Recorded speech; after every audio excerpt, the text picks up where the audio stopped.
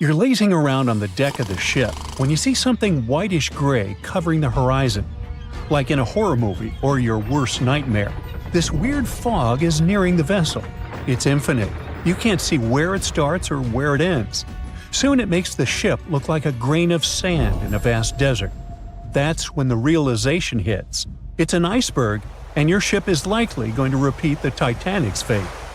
Now, all this is a very likely scenario, since the world's biggest iceberg, A23A, is on the move again after months of spinning in a huge water vortex. And it's actually the second time in just a couple of years that this massive chunk of ice has broken free. The first time was in 2023, when the berg went wandering around after being stuck on the seafloor for a staggering 37 years. The thing is huge, about 3 times the size of New York City. It also weighs nearly 1 trillion tons.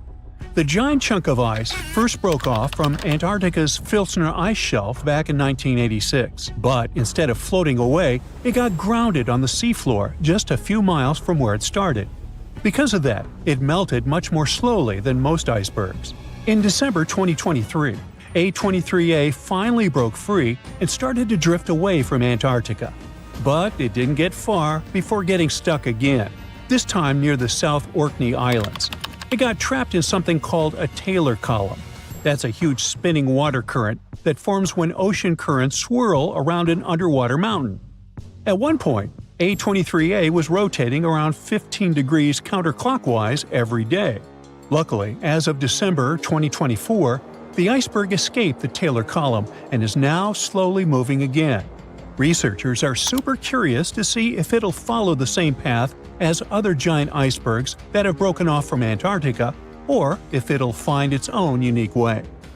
Such enormous icebergs, such as A23A, release nutrients into the water as they melt, and it can actually create hotspots of life in parts of the ocean that are usually pretty empty. But there's still a lot we don't understand about how the size, shape, or origin of the iceberg might affect that process. So, to figure it out, scientists have been collecting water samples from the areas A23A is expected to pass through, and they'll keep collecting samples as it drifts along. Hopefully, it'll give us a better idea of how massive icebergs like this one influence the ocean around them. By the way, the glacier our monster of an iceberg was once part of could be very, very old, literally ancient. In Antarctica, the oldest glacier ice might be close to 1 million years old. Over in Greenland, the oldest glacier ice is more than 100,000 years old. And in Alaska, the oldest glacier ice ever recovered, found in a basin between Mount Bona and Mount Churchill, is only about 30,000 years old, a mere child. At the same time, in a typical Alaskan Valley glacier, it only takes about 100 years for newly formed ice to travel through the entire length of the glacier. For something like Bering Glacier, which is Alaska's largest and stretches over 140 miles, the ice can move through the whole thing in less than 400 years. And that's a lot of movement for such a massive glacier. Now let's move on to Iceberg Alley, a stretch of the Atlantic Ocean that runs from the Arctic to Newfoundland. If you want to see as many icebergs as you can, that's the place to be. Tons of icebergs float through this place every year. Most of them come from Greenland. In spring and summer, big chunks of glaciers break off and get carried by north-south currents through Baffin Bay into the Labrador Sea, where they eventually melt. Some icebergs also come from Canada's shoreline, traveling through the Davis Strait and into the Labrador Sea before drifting along Newfoundland's eastern and western coasts. These massive ice chunks are really old too, about 10,000 years. Every year, about 400 to 800 medium and large icebergs pass through Iceberg Alley. How fast they drift depends on their size, shape, currents, waves, and wind, but the average speed is less than a half mile per hour. Now, there are 6 types of icebergs that make their way through Iceberg Alley. Tabular icebergs are flat slabs of ice, much wider than they are tall. Blocky icebergs have steep sides and sharp angles, like cut-off pyramids. Wedged icebergs have one steep side and one sloping side.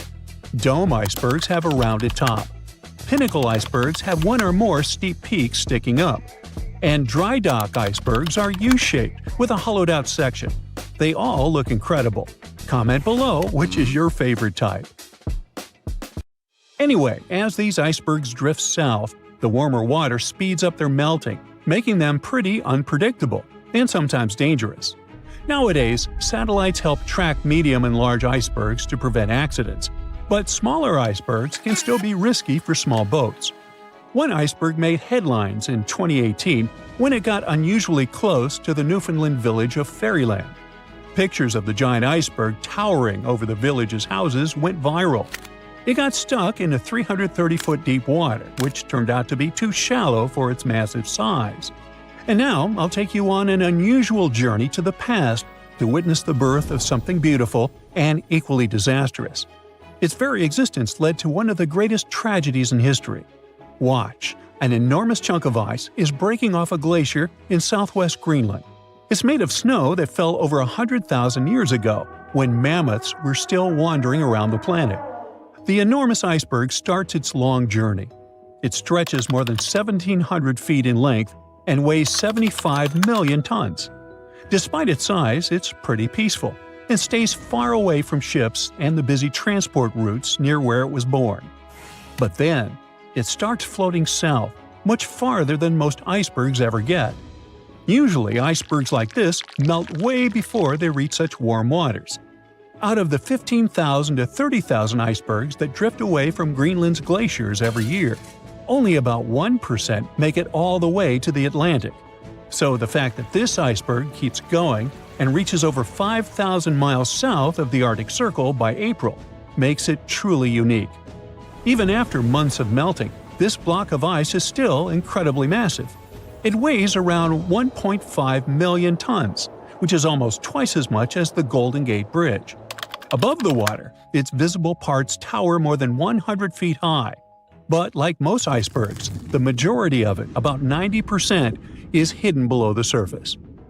The iceberg's story takes a tragic turn on April 14, 1912, when, guess what? Yep, it comes across the ocean liner Titanic. The ship is about 370 miles from Newfoundland in the North Atlantic Ocean when the iceberg seems to appear out of nowhere. The crew doesn't spot it until just minutes before the crash. Why don't they see it sooner?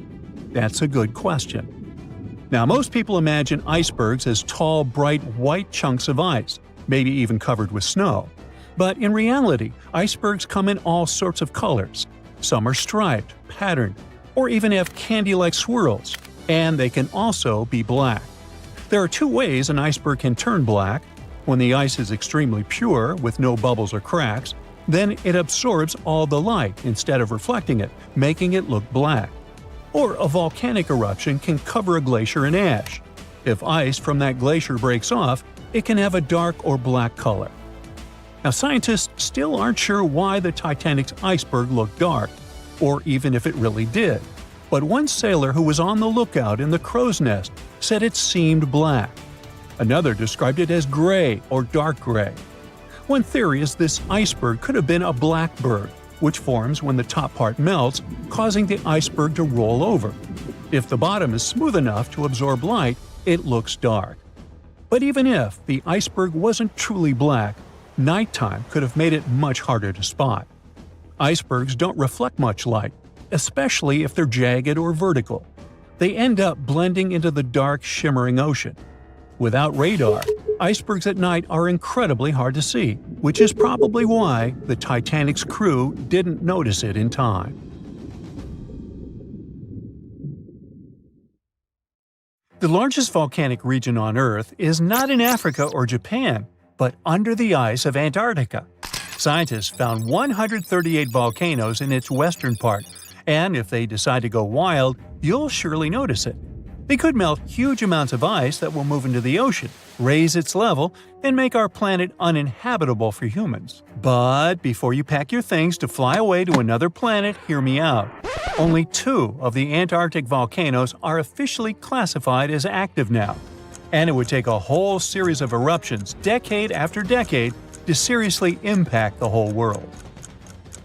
Mount Erebus, one of the 2 Antarctic volcanoes currently in action, proudly bears the title of the world's southernmost active one. It has been continuously erupting since at least 1972. It emits plumes of gas and steam and sometimes even spews out rocks. and scientists call it Strombolian eruptions. One of the coolest features is a lava lake in one of its summit craters, with molten material on the surface. Such lakes are rather rare because they need certain conditions to make sure the surface never freezes over. The second active volcano is Deception Island, a horseshoe-shaped landmass. It is the caldera of an active volcano that last erupted over 50 years ago. Scientists who monitor it say it shouldn't go wild anytime soon. Antarctica also has plenty of fumaroles. Those are volcanic vents that release gases and vapors into the air. In the right conditions, they can spew out enough stuff to build fumarolic ice towers up to 10 feet tall. Scientists keep an eye on the Antarctic volcanoes with seismometers that detect when the Earth starts trembling from volcanic activity. Sometimes they also use more complicated tech, but it's all really challenging because of how far away this polar region is and how tricky it is to get there. That's why no one can predict when one of the continent's volcanoes that are now sleeping might erupt. We can guess what this waking up would look like if we analyze the events from nearly 20,000 years ago. So, shall we? One of Antarctica's sleeping volcanoes, Mount Takahe, had a series of eruptions and spewed out a good amount of halogens rich in ozone back then. Some scientists say these events warmed up the southern hemisphere. Glaciers started to melt and help finish the last ice age. For these events to repeat, we'd need a series of eruptions with substances rich in halogens from one or more volcanoes that are now above the ice. It's an unlikely scenario, but since it already happened in the past, it's not completely impossible. As for volcanoes hiding under a thick layer of ice, it looks like their gases would hardly make it to the atmosphere, but they would be strong enough to melt huge caverns in the base of the ice and produce a serious amount of meltwater. The West Antarctic ice sheet is wet and not frozen to its bed, so this meltwater would work as a lubricant and set the overlying ice into motion soon. The volume of water that even a large volcano would generate in this way is nothing compared to the volume of ice beneath it. So, a single eruption wouldn't make a difference. But several volcanoes erupting close to or beneath any of the western Antarctica's big ice streams would. Those ice streams are rivers of ice that take most of the frozen water in Antarctica into the ocean. If they change their speed and bring unusual amounts of water into the ocean, its level will rise. As the ice would get thinner and thinner, there would be more and more new eruptions. Scientists call it a runaway effect. Something like that happened in Iceland. The number of volcanic eruptions went up when glaciers started to recede at the end of the last ice age. So, it looks like, for massive changes, several powerful volcanoes above the ice with gases full of halogens need to get active within a few decades of each other and stay strong over many tens to hundreds of years. Antarctica stores around 80% of all the fresh water in the world, and if they melted all of it, global sea levels would rise by almost 200 feet. And then we'd have to look for a new planet to live on. But this again is an unlikely scenario. It's more likely that the eruptions under the ice will lubricate ice streams and seep water into the ocean, but it wouldn't be the end of the world. A super strong, super angry supervolcano could do it though, and it has already happened in the past. Over 200 million years ago, the world went through a major makeover with not one, not two, but 4 massive volcanic eruptions in huge pulses.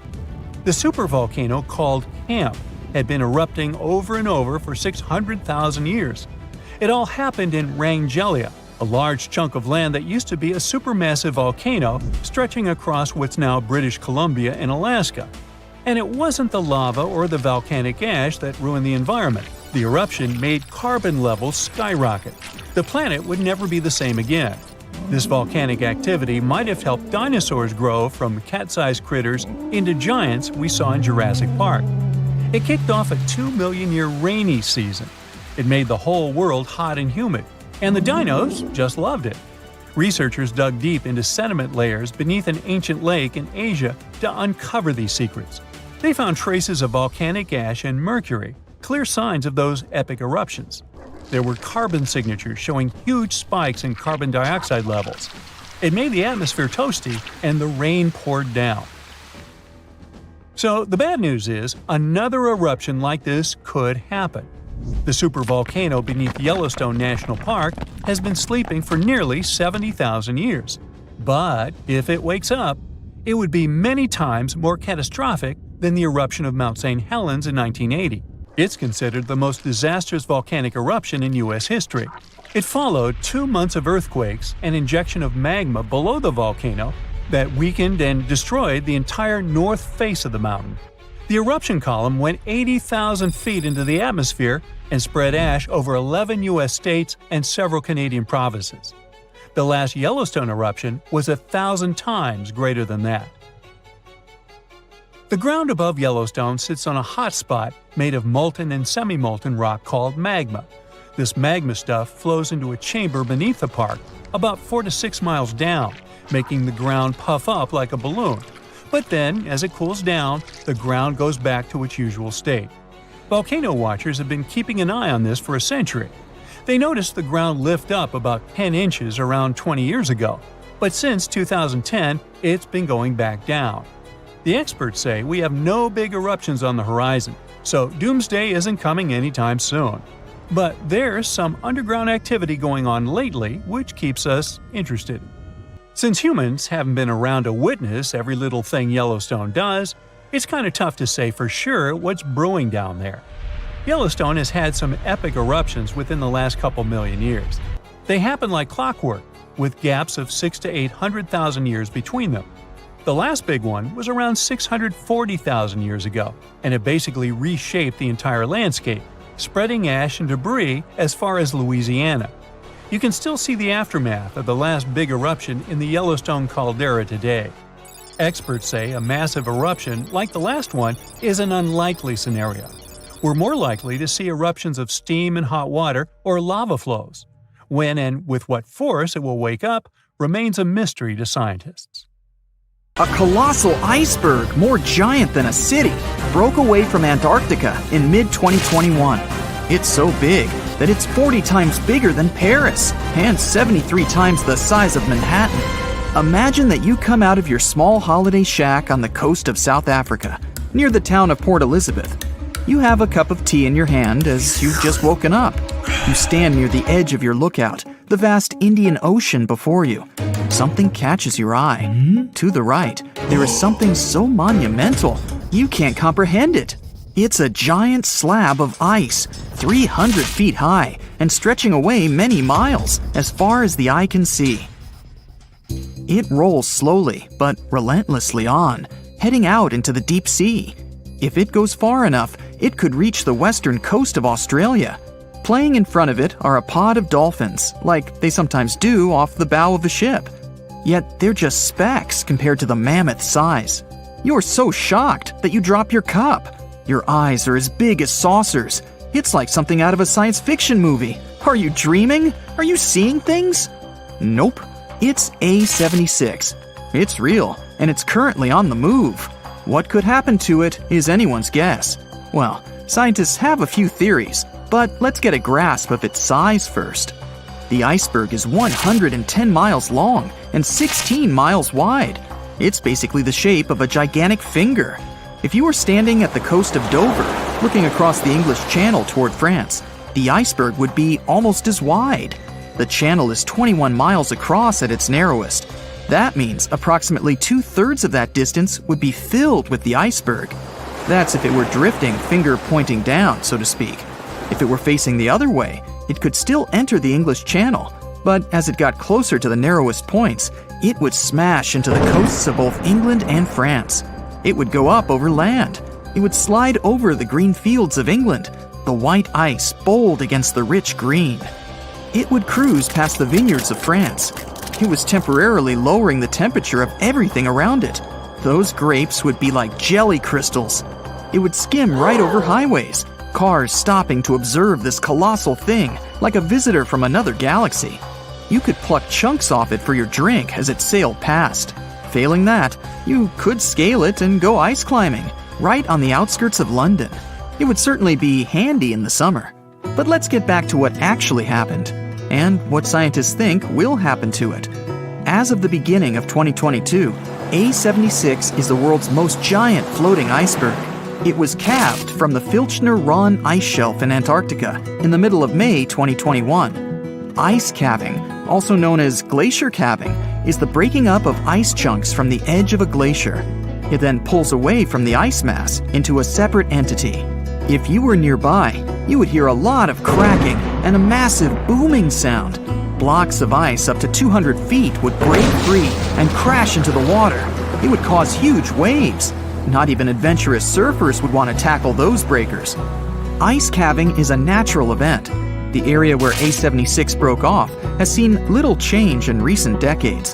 There have been even larger chunks of ice than A76, but this one is currently the largest in the world.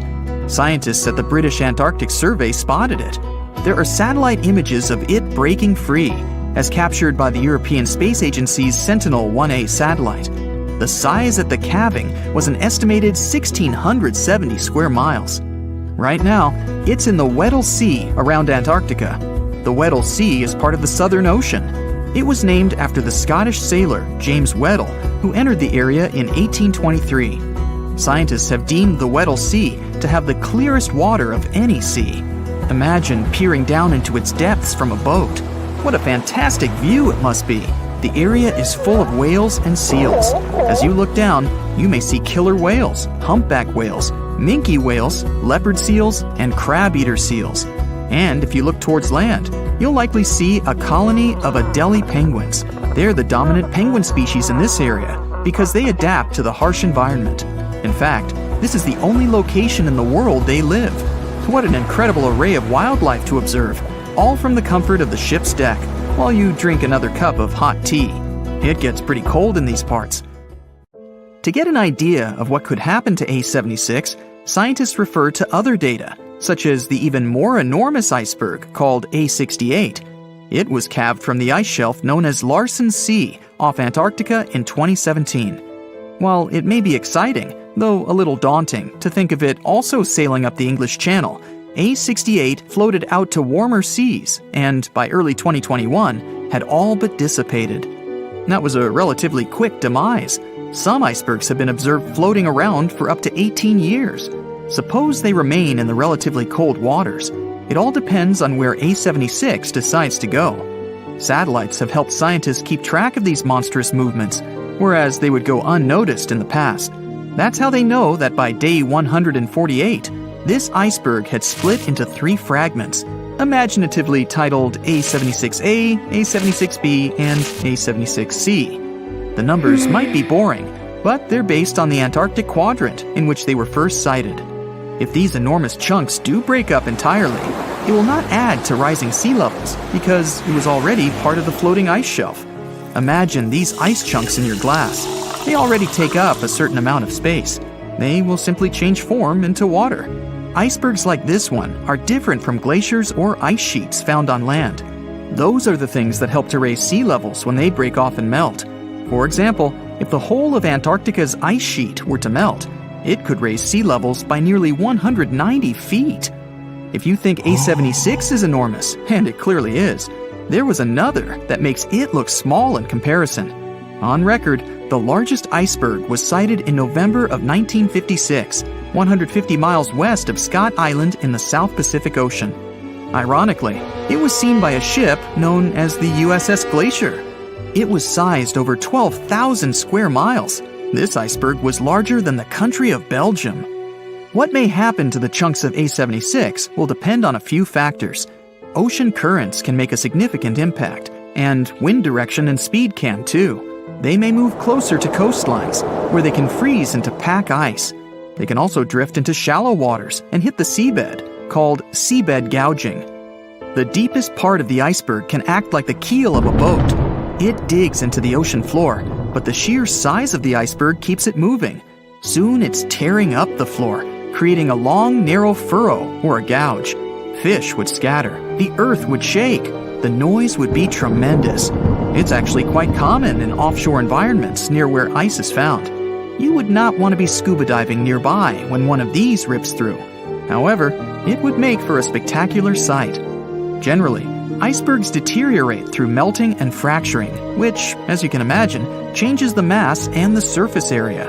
Combined with wind and ocean currents, it can make iceberg modeling difficult. As for A76, we'll just have to wait and see. Before we go, let's return to our imaginary voyage down the English Channel.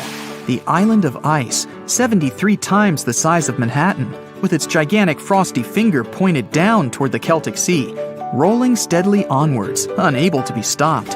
Hundreds of thousands of people have flocked to the coasts of both England and France to watch this extraordinary spectacle as it cruises by. On top of the ice, there are thousands of penguins playing happily. They almost look to be waving back to the abundance of sightseers who cheer them on their way, the children jumping with joy at the most spectacular sight they've ever witnessed.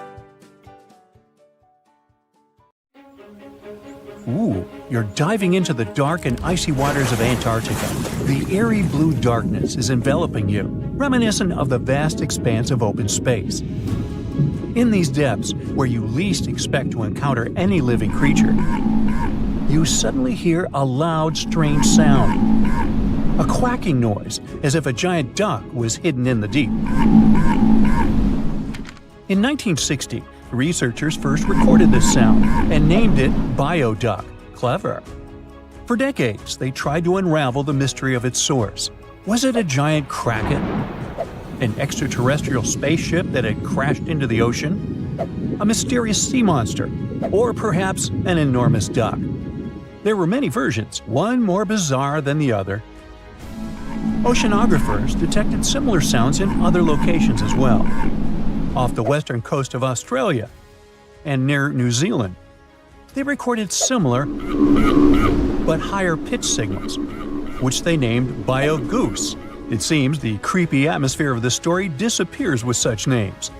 Anyways, these sounds were not isolated incidents. They happened multiple times with consistent intervals. Many initially thought the source must be mechanical, given the regularity of the sounds. However, studying the oceans in the latter half of the 20th century was challenging because of limited technologies. Nevertheless, scientists persisted in collecting data on bioduck and biogoose, driven by their insatiable curiosity. As more data accumulated, so did the theories. But scientists eventually uncovered the mystery. Bioduck turned out to be a form of communication with a biological origin. When researchers analyzed the repeating sounds, they noticed that the signals never overlapped. One source would speak while the others remained silent, suggesting a form of communication. The question remained, which ocean creature possessed such an extraordinary method of communicating through varied frequency sounds? The answer, as many have guessed, is whales. Scientists compared the bioduck sound from Antarctica with the calls of minke whales and found striking similarities. The biogoose sounds from the waters off Australia and New Zealand likely belong to other species or very young minke whales. This discovery, however, only deepened the mystery. What purpose did these sounds serve? Were the whales discussing their dinner plans, laughing at the humans recording their voices, or perhaps sharing deep insights about the universe? The possibilities were endless, but the most astonishing revelation was that humans might one day learn to communicate with these magnificent creatures. Communicating with whales is no longer a far-fetched idea. Scientists from the University of California have already established contact with a humpback whale named Twain. In a groundbreaking experiment, researchers conducted a 20-minute conversation with the marine mammal. Here's how they did it. The specialists went on a marine expedition to the coast of Alaska, where they recorded the sounds of a group of humpback whales. Then they played these sounds through speakers, sending the signals back into the ocean. The recorded sounds resembled a greeting, like, "Hey, what's up?" but in the whale language. These greetings are used by whales to call each other or indicate their location. Now, soon after sending the signals, the researchers received a response. Twain approached the boat, circled it, and replied with a "hey" of its own. This marked the beginning of the first ever human-whale conversation. For 20 minutes, the scientists sent 36 signals to Twain, and each time the whale responded. Moreover, it waited for time intervals before answering. That is, the team received a response from the whale, waited 10 seconds, and turned on the sound again. Researchers then waited 10 seconds and answered. It seems that Twain was a very delicate interlocutor. Maybe it was a gentleman in the whale world, who knows? Or maybe it was simply intrigued by the unusual interaction. The signals used in this communication belonged to a group of whales that included Twain. It's likely that the researchers had recorded Twain's own sounds and used them to communicate with it. In a sense, Twain was conversing with itself. Now let's continue our journey and venture into the deepest oceanic trench on Earth, the Mariana Trench. A quick reminder, the Mariana Trench is a colossal chasm in the ocean floor, stretching over 1,500 miles south of Japan and reaching a depth of nearly 36,000 feet at its deepest point. To put that into perspective, the height of the Burj Khalifa, the world's tallest building, is like 1/10 of the Mariana Trench's depth. Now imagine this. In this deep, dark abyss, scientists recorded a strange sound.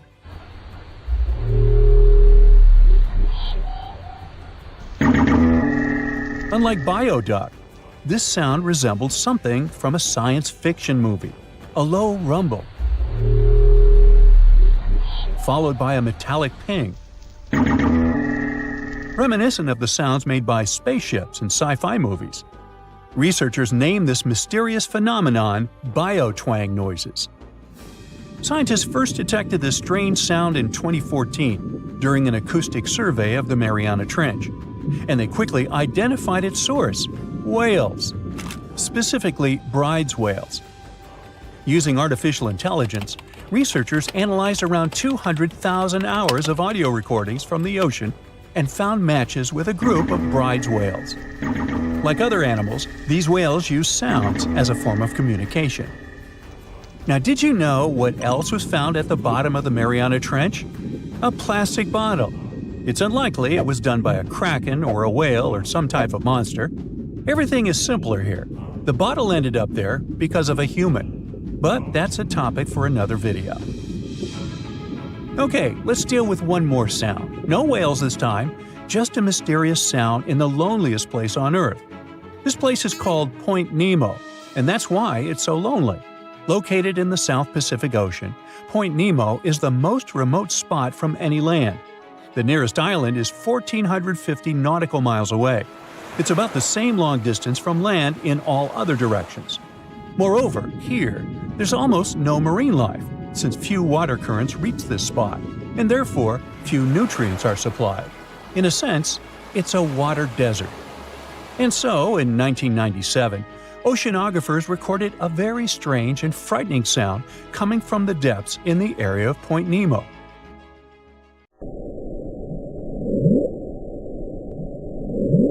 It was something gigantic and scary.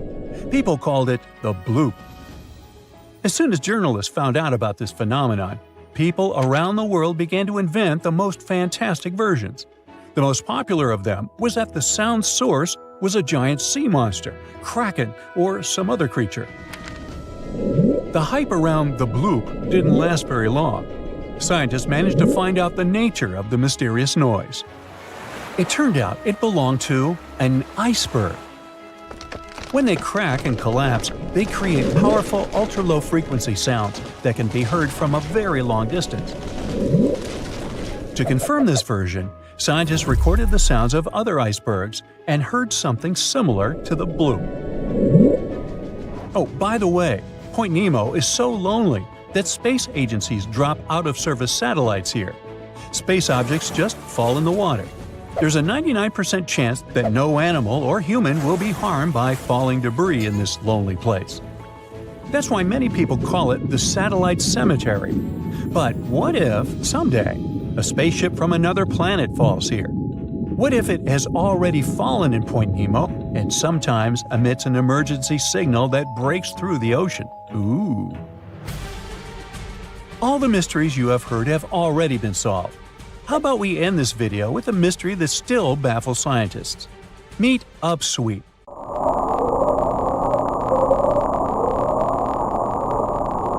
One of the most mysterious sounds ever recorded in the ocean. It's not just noise, it's a series of short ascending tones repeated at intervals of several seconds. It was first discovered in 1991 using hydrophones installed in the Pacific Ocean. At first, oceanographers suggested that upsweep could be associated with volcanic activity or underwater earthquakes. But the seasonal nature of the sound and its intensity change depending on the time of year, which rules out these versions. People began to consider hypotheses related to the biological life of the ocean. They studied the migration routes of marine animals and their behavior at different times of the year.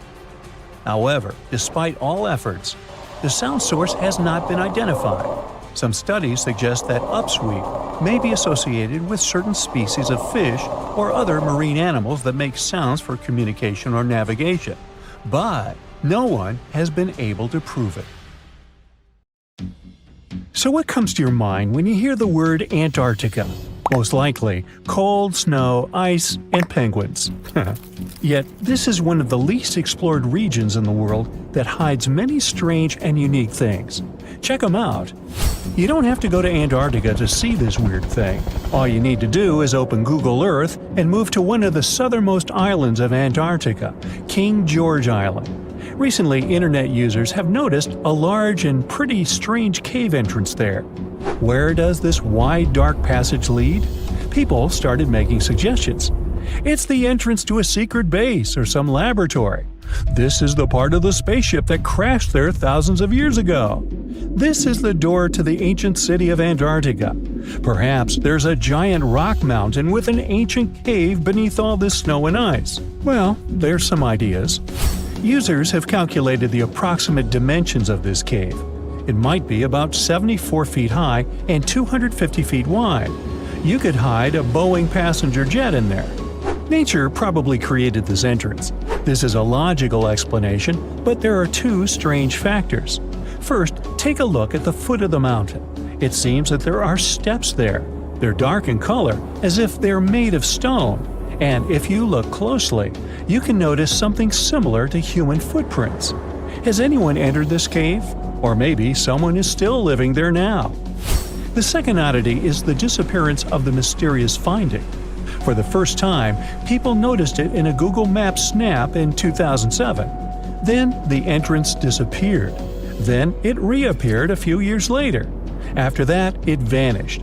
And in 2022, people saw it again. Perhaps old snow melts, a new layer falls, and then the wind blows it away and the cycle repeats. But the alleged steps leading deep into the cave make one doubt the natural origin of this tunnel. You can easily find the coordinates on the internet and visit the cave via Google Earth.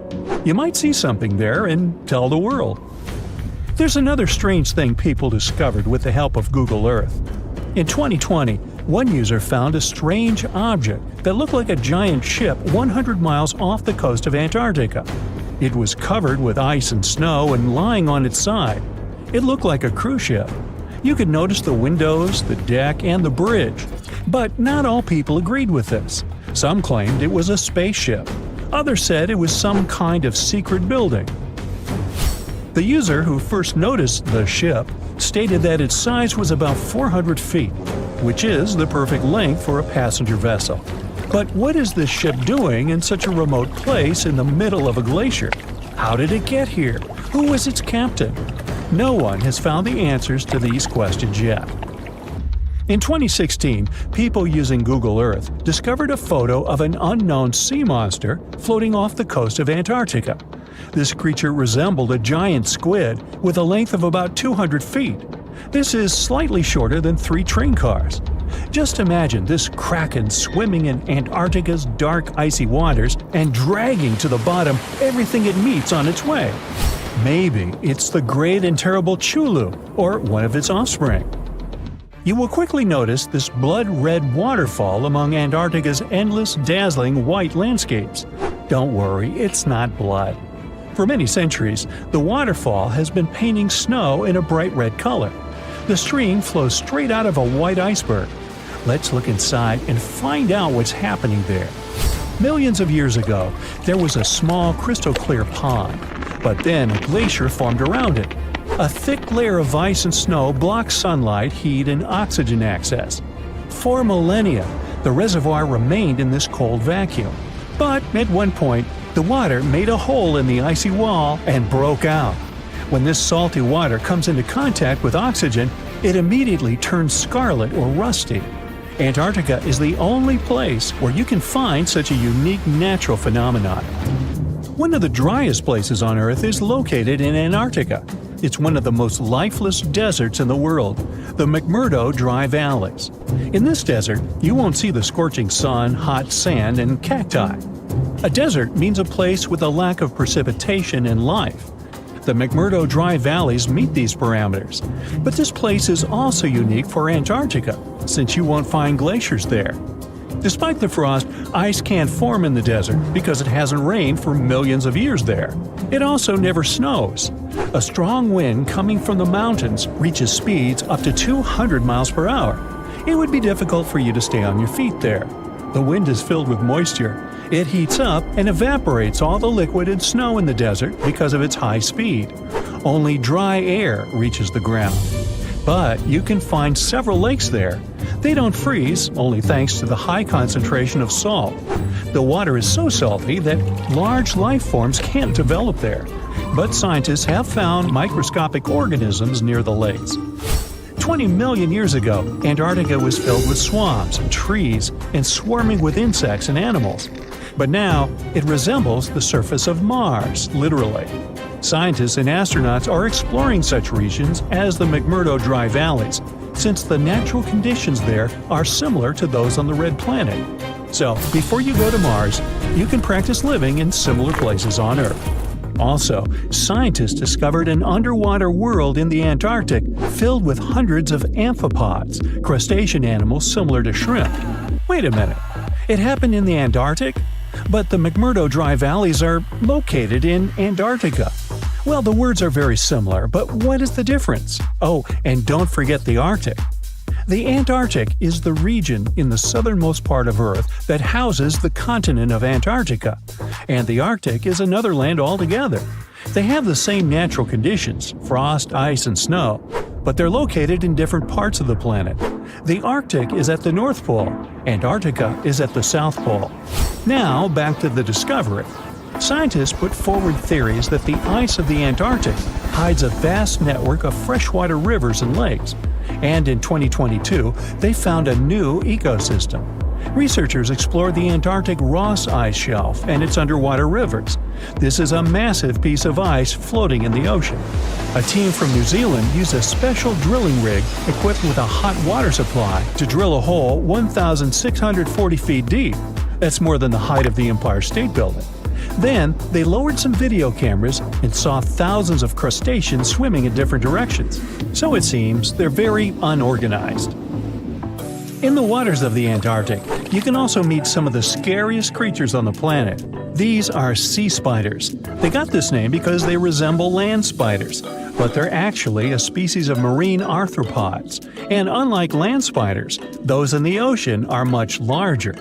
They look like 8 strong legs without a body. One such spider can be a dinner plate in width.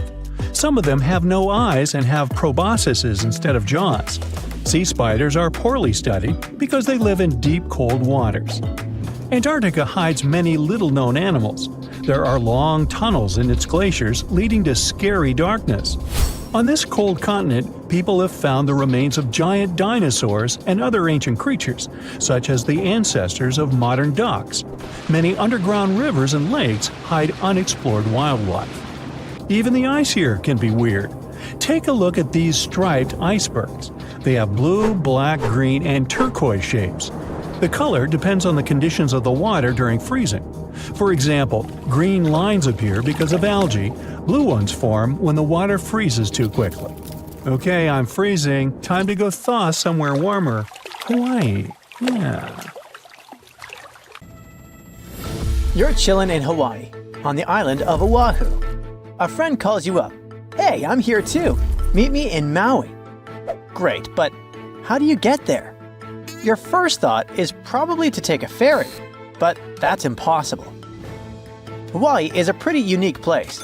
It's the most expensive state to live in, It has its own official language besides English, and it's the only American state made up entirely of islands.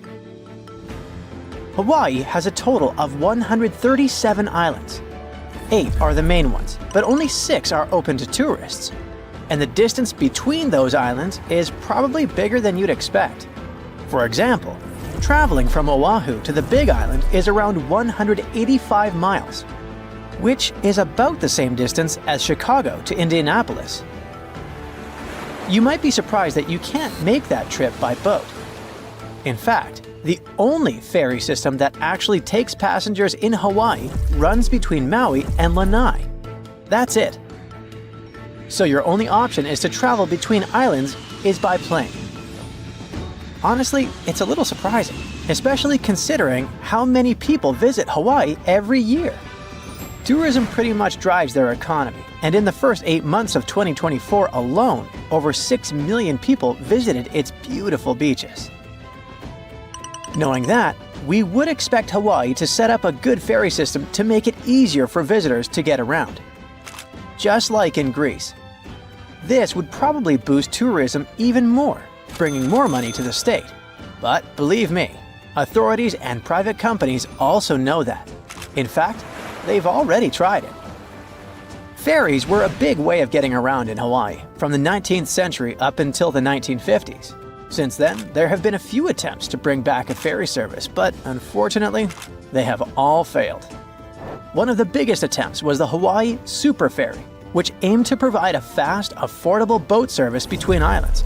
It could carry almost 900 passengers and even allow them to bring their own cars along. The trial run started in 2007, and people were excited, but it turned into a big fiasco. A bunch of legal and environmental issues came up, like concerns about the impact on marine life, especially whales.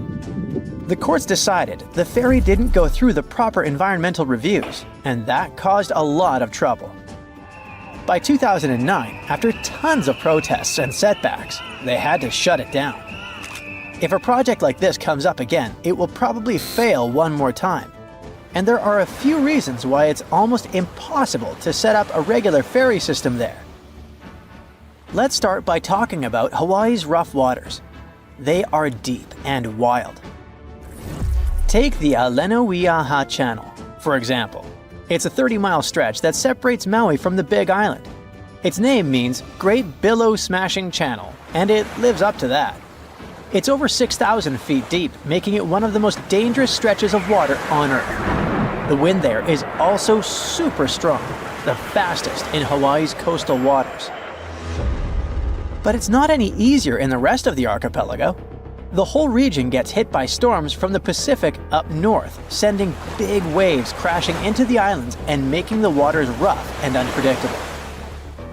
Swells can come from 3, 4, or even more directions, making the sea feel really choppy. Someone who's not used to taking ferry boats would definitely find that, well, uncomfortable, to say the least. To deal with rough seas like this, the ferries have to be really big and strong. But that also makes them more expensive and harder to run than the ones in places like Alaska or Washington State. Another reason it's so tough to set up this system today has to do with marine life. A big ship moving through the shallower waters when docking could really damage the local ecosystem. And there's also the problem that the sea routes are also the migration paths of many sea animals, like humpback whales and spinner dolphins. Not to mention, ferry services can make it easier to spread harmful plants and animals, what experts call invasive species. See, Hawaii's ecosystem is super unique because it's been isolated out in the middle of the Pacific. When we talk about plants and animals that are native to Hawaii, we mean they got there on their own, no humans involved. They arrived with the help of waves, wind, or even birds flying over. But events like these are super rare, so for over 70 million years, their plants and animals didn't have to deal with outside competition. That's made them really fragile. So, when new species get brought in by us, it can be a big problem, and they could end up harming the environment. Hawaii's already been battling invasive species like fire ants, coqui frogs, and Meconium, a fast-growing plant from South America that takes over native forests. People there worry that ferries, which carry cars and cargo between islands, could accidentally spread these invaders even more. Like we mentioned at the beginning of the video, the long distances between their lands don't really help either. For example, if you were to travel from Oahu to the big island of Hawaii by boat, it would take around 30 hours, and that's without any stops. The same trip by plane takes about 50 minutes. Ferries that cover long distances are much more expensive, so they need a much bigger demand to make them profitable. On top of that, the state doesn't really have the infrastructure, like enough ports and terminals to support the operations. So setting up new routes is pretty much out of the question. Airplanes, on the other hand, are a different story. The air travel industry in Hawaii is already well established and super competitive. That means flying is still the most practical option in Hawaii. Planes are quick, they don't make you seasick, and are pretty affordable, usually costing around $100 for a round trip. Okay, but what do the locals think about all this? Well, apparently, there isn't a huge demand for residents to commute between the islands all that often. Oahu is the busiest island in Hawaii, with about 70% of the state's population living there. It is where Honolulu, the capital, is located, and where most of the state's business happens. So, people from the other islands usually come over for a specific doctor's appointment or to catch a big concert. And that might happen once or twice a year, no more than that. So, even if people could choose between taking a ferry and a plane for these special occasions, most of them would probably still prefer flying. There are plenty of options between the main island airports. Planes usually start flying around 5 in the morning, and there are flights available every hour until the last one, which is usually at 9 in the evening. If you've been dreaming of going to this paradisiacal place but are worried about spending too much on plane tickets, I have some tips for you. First off, keep in mind that visiting all the main islands in 5 days or less is way too ambitious. So, if you don't have much time to spend there, think about your priorities. Each of the 6 islands open to tourists has its own vibe and activities. But you don't need to visit them all in one trip, and you can save some money by sticking to fewer islands. You can still explore the diversity of the islands by picking 2 that offer a nice contrast to each other. For example, while Oahu has that bustling city energy, Kauai has a much more relaxed vibe. Also, flights in the morning are usually cheaper, and it might be better to fly on a weekday rather than the weekend, although the price difference isn't usually huge. Hopefully these tips will save you some cash while still having an unforgettable island hopping adventure in Hawaii. Don't forget to share this video with a friend who's also dreaming of exploring these amazing islands. We've all dreamed of visiting the Arctic and witnessing the natural wonders of polar bears frolicking on ice floes or the aurora borealis dancing across the sky. Well, sorry to break it to you, but you won't find any tourists flocking to Antarctica anytime soon. Why, you may ask? Let's dive into it. First off, where is Antarctica? It's located in the southern hemisphere, specifically at the South Pole. The Southern Ocean surrounds it, and most of the continent is covered by ice, making it one of the most remote and frigid places on Earth. Now, have you ever met someone who's visited Antarctica? Probably not. It's one of the least visited places on the planet, and only a handful of lucky explorers have seen its interior, which is mostly made up of glaciers and ice fields. But trust me when I say the wildlife and scenery are out of this world. Why shouldn't you travel to Antarctica? Well, for starters, the environment is incredibly fragile and can be easily damaged. Plus, there are no native human populations on the continent, so your travels would essentially be like visiting an uninhabited island. And let's not forget that it's also one of the most expensive destinations to travel to. Despite all that, Antarctica is not exactly guarded like a fortress, but there is an international agreement called the Antarctic Treaty. This treaty was negotiated to prevent any unwanted activity on the continent and bans some forms of testing done there by member states. But the primary reason we can't just waltz into Antarctica is that it has a delicate ecosystem that needs protection. The treaty states that Antarctica should be used for peaceful purposes only and should be free from any human activity that could harm the environment. Scientists are still learning about the continent's unique ecosystem, and our activity and machines could disrupt the delicate balance that exists there.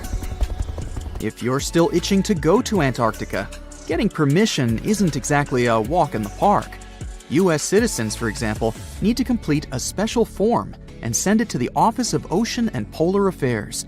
And once you're there, you'll need to follow some strict guidelines to protect the environment, like not disturbing any wildlife or taking souvenirs like rocks, plants, or animals. Now, technically, can you live in Antarctica? While there are no laws banning people from living there permanently, it's a very inhospitable environment and unsuitable for human habitation. Temperatures can reach -76 degrees Fahrenheit and below, making it nearly impossible for anyone to survive without the proper equipment and experience. Plus, the nearest piece of land is over 1,000 miles away, making any inhabitants completely cut off from the rest of the world. Who knows? Maybe one day we'll get the chance to visit this unique and fascinating continent. But until then, let's admire it from afar. Let's now talk a bit about the discovery of Antarctica. Unlike other places that were already inhabited, Antarctica never had a native human population. Ancient Greek philosophers had an idea about the continent and called it Antarctos, meaning opposite the bear. The bears it refers to are not the polar ones, though, but rather the Great and Little Bear constellations, which are only observable in the northern hemisphere. As a result, the term signifies the opposite of the land of the bear. Whaling and sealing voyages in the late 1700s and early 1800s would venture further south when rounding Cape Horn at the tip of South America. It was known that going further south often meant stronger winds, but also the risk of hitting floating ice of all sizes and of winds and seas that could prove dangerous to the ship and crew. Captain James Cook was the first to cross the Antarctic Circle on January 17, 1773, in the Ross Sea region. He reached a point further north a year later, and though he didn't sight land, he came to within 50 miles and saw deposits of rock held in icebergs, indicating that a more southerly land existed. The first sighting of Antarctica is widely acknowledged to have taken place in January of 1820, during the voyage of two ships under the command of Captain Fabian Gottlieb von Bellingshausen, as part of a 2-year exploratory expedition around the world to discover new lands. The captain's ships were the first to have crossed the Antarctic Circle since Cook. The first undisputed landing on Antarctica didn't happen until much later, on January 24, 1895, at Cape Adare during the whaling voyage of the ship Antarctic, led by Henrik Bull. A small boat with 6 or possibly 7 men on board rowed ashore during calm conditions. You might not believe it, but Antarctica is actually a desert. With all that ice, you'd think it'd be like a winter wonderland with snowball fights and hot cocoa all day long. When we think of deserts, we picture camels and cacti and people struggling to find water. But in Antarctica, it's a whole different story. The struggle isn't to find water, it's to find anything that's not covered in ice. And the average rainfall has been just over 0.4 inches in the past 30 years. That's like a few drops of rain compared to what we're used to. So technically, it's not the dunes or sizzling heat that makes a desert, well, a desert. It's the lack of precipitation. But don't worry, if you ever find yourself lost in Antarctica, you won't have to worry about getting thirsty. Just make sure you bring a jacket and some mittens, because it's cold enough to make you into a popsicle. Not only is Antarctica one of the driest places on Earth, but it's also the coldest, the windiest, and the highest.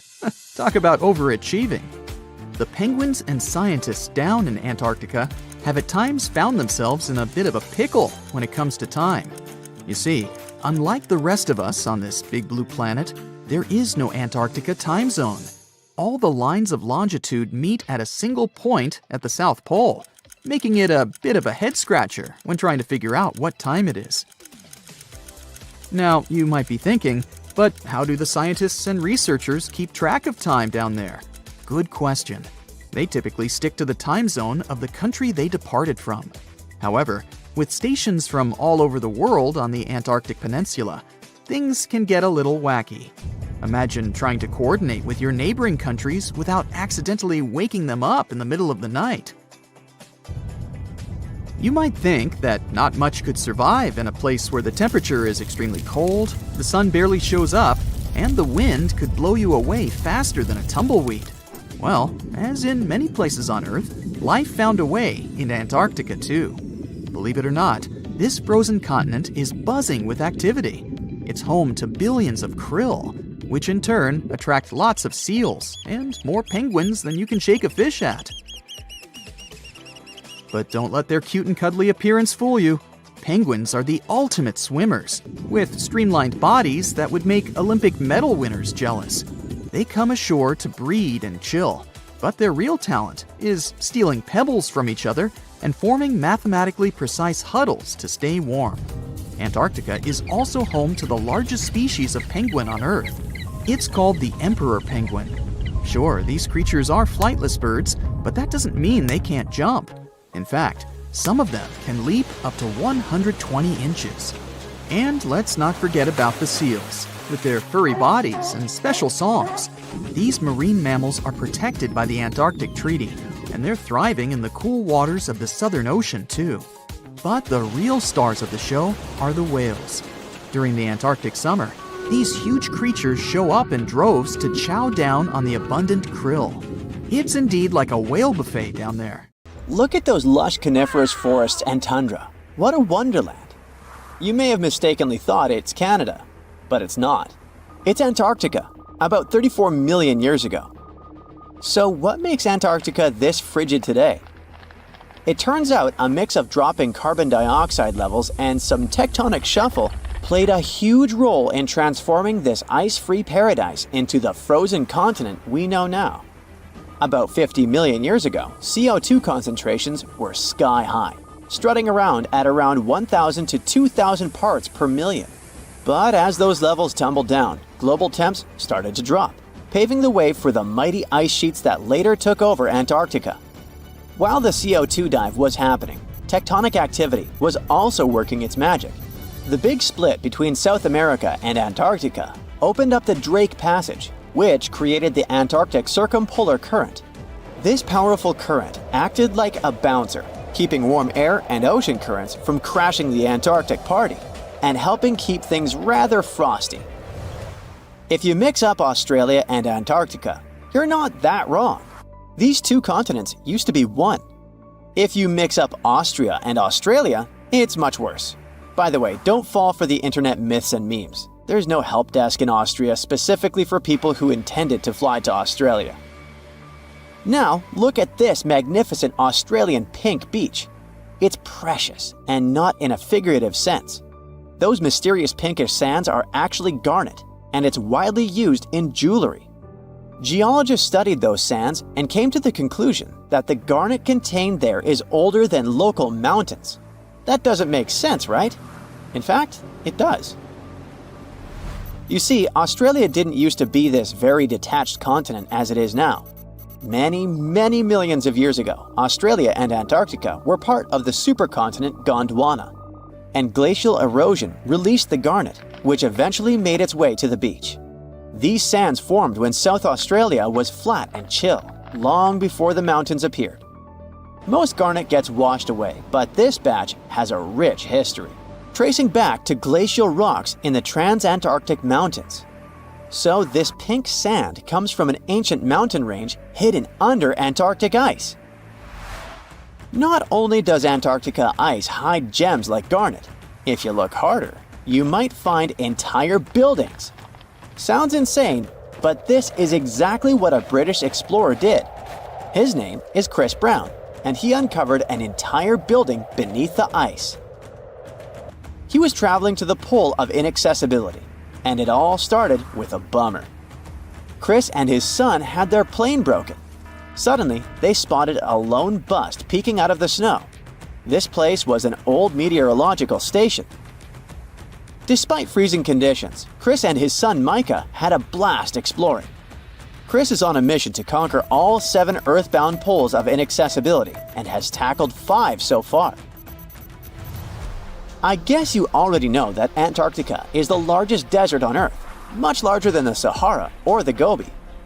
Still, despite being the driest continent on Earth, it boasts a seriously weird waterfall. Nestled in the mesmerizing McMurdo Dry Valleys, it's 5 stories tall and looks like it's gushing blood. It's even called Blood Falls. It may look outlandish and even frightening, but its nature can be easily explained. The water that creates this crimson cascade was once a salty lake, but over time, it became sealed off from the outside world when glaciers formed on top of it. Now, this ancient water hanging out 1,300 feet below the surface has cranked up its salt levels to 3 times saltier than the ocean. This salt water is also loaded with iron and gets 0 oxygen or sunlight. When the iron-rich water trickles through a crack in the glacier and meets the air, it rusts up, turning dark red. You may have mistakenly heard that no bug species belongs to Antarctica, but it's not exactly true, because there's this tiny Antarctic midge living there. Plus, there are some spiders too. Those aren't your average spiders hanging out in the darkest corners of your apartment. Those are critters lurking in the chilly darkness of the Antarctic ocean floor. These little marine creepers are actually arthropods and can stretch around 20 inches across. As if that wasn't bizarre enough, they also breathe through little holes in their legs. Quick question. What's the color that you associate most with Antarctica? I'm sure it's white. That's my association too. However, Antarctica may look like a slice of watermelon. That colorful snow comes courtesy of a tough little algae called Chlamydomonas nivalis. When things start to warm up during the Antarctic summer, these little guys release their vibrant red and green spores, painting the snow in wild and funky colors. But it's best to steer clear because that snow is not just a pretty sight. It's also toxic and definitely not edible. Searching for fossils is always a blast, but when you're in one of the most remote spots on the planet, it gets even more exciting. A diverse team of scientists recently hit the mother lode, pulling in over a ton of fossils from ancient marine life, dinosaurs, and birds from the late Cretaceous period, about 71 million years ago. Their adventure kicked off with a flight to South America, followed by a 5-day trek through the infamous Drake Passage. Upon reaching Antarctica, they set up camp using helicopters and inflatable boats. You might be thinking, why dig in Antarctica with all that ice? Well, it turns out there are places where rocks pop up, depending on the season. The team went to James Ross Island, located in the Antarctic Peninsula, and they went there during February and March. And that's one of the few parts of Antarctica where in summer, rocks are exposed, and those rocks can come from the age of dinosaurs. The expedition was a success, as they discovered over a ton of remarkable finds. Next up, the fossils will head to Chile before making their way to Pittsburgh's Carnegie Museum of Natural History. Among their discoveries, they found relics dating back about 71 million years, alongside some around 67 million years old, including plenty of snails, clams, and various marine creatures. Yikes! Look at this creepy sea worm. It could live in LA and be a star in a horror movie, but it chooses to call the chilly waters of the Southern Ocean near Antarctica its home. These worms can grow up to 8 inches long and 4 inches wide, but don't let their spooky exterior trick you. Research suggests they might actually be superheroes in disguise, playing a vital role in keeping ecosystems buzzing. Now, see that head? It's not really a head, it's just a retractable throat that helps this toothy creature chow down on its meals. Antarctica has many creepy critters to offer. Let me introduce you to the Antarctic strawberry feather star. It's not like Patrick from SpongeBob though. It's more like a deep-sea creature straight out of a horror movie. Picture this: 20 wiggly arms, some stretching up to 8 inches, all decked out with these bizarre little bumps. Yikes indeed. Back in 2014, scientists buried 34 seismic monitors in the snow on the Ross Ice Shelf, which is huge. Think of it as an ice slab the size of Texas, just chilling over the Southern Ocean. These clever little machines picked up a nearly non-stop buzzing. Even though our human ears usually can't catch these low-frequency sounds, scientists have worked their magic and made them audible for us. They even shared the creepy audio online. A glaciologist from the University of Chicago says that if you could hear this vibration, it'd sound like a swarm of cicadas taking over the backyard in late summer. But these glacier explorers weren't trying to capture spooky tunes. They're actually on a mission to monitor the Ross Ice Shelf because things are heating up, literally, and the ice is melting faster than ice cream on a hot day. Ice shelves are like Earth's safety plugs, keeping all that massive ice from surging into the ocean. So what exactly is making all that noise? It's likely just strong winds whipping across ice dunes, creating a kind of natural vibration. Do you know that NASA explores not only stars, planets, galaxies, or black holes? Hard to believe, but yes. The agency also works on discoveries here on our home planet Earth. So what has NASA recently discovered? Is there life under the ice? While they were analyzing data recently, they discovered something unbelievable hiding under Antarctica's ice. And this discovery not only changes everything we know about the whole water system of the Earth, but it may also help with research about life in space. Humankind's existence might depend on understanding Antarctica and its secrets. So, the recent discoveries reveal vital information about our survival. But before we continue, let's see how much you know about this place, where it's only ice as far as your eyes can see. Antarctica is one of the world's 7 continents in the southern hemisphere. It's the 5th largest continent in terms of total area, and that means it's almost twice the size of Australia. Want to see real meteorites? Go to Antarctica. Due to its dry climate, Antarctica is one of the best places to observe space. But what's even greater is that you can find meteorites on the white surface of the continent. Scientists have already plucked about 45,000 meteorites from the ice, and they think they can see another 300,000. Since there aren't many terrestrial rocks there, it's easy for them to spot them, thanks to their dark color. Antarctica's dry desert environment also helps preserve them, even the ones that fell to Earth more than 1 million years ago. And can you imagine any volcanic activity in Antarctica? It's hard. But this place is where fire meets the ice. West Antarctica is where most volcanic activity occurs. Scientists recently found that 138 volcanoes exist in West Antarctica alone. Wow! You would think that Antarctica is always cold, but no. Its coastal regions can get as warm as 50 degrees Fahrenheit.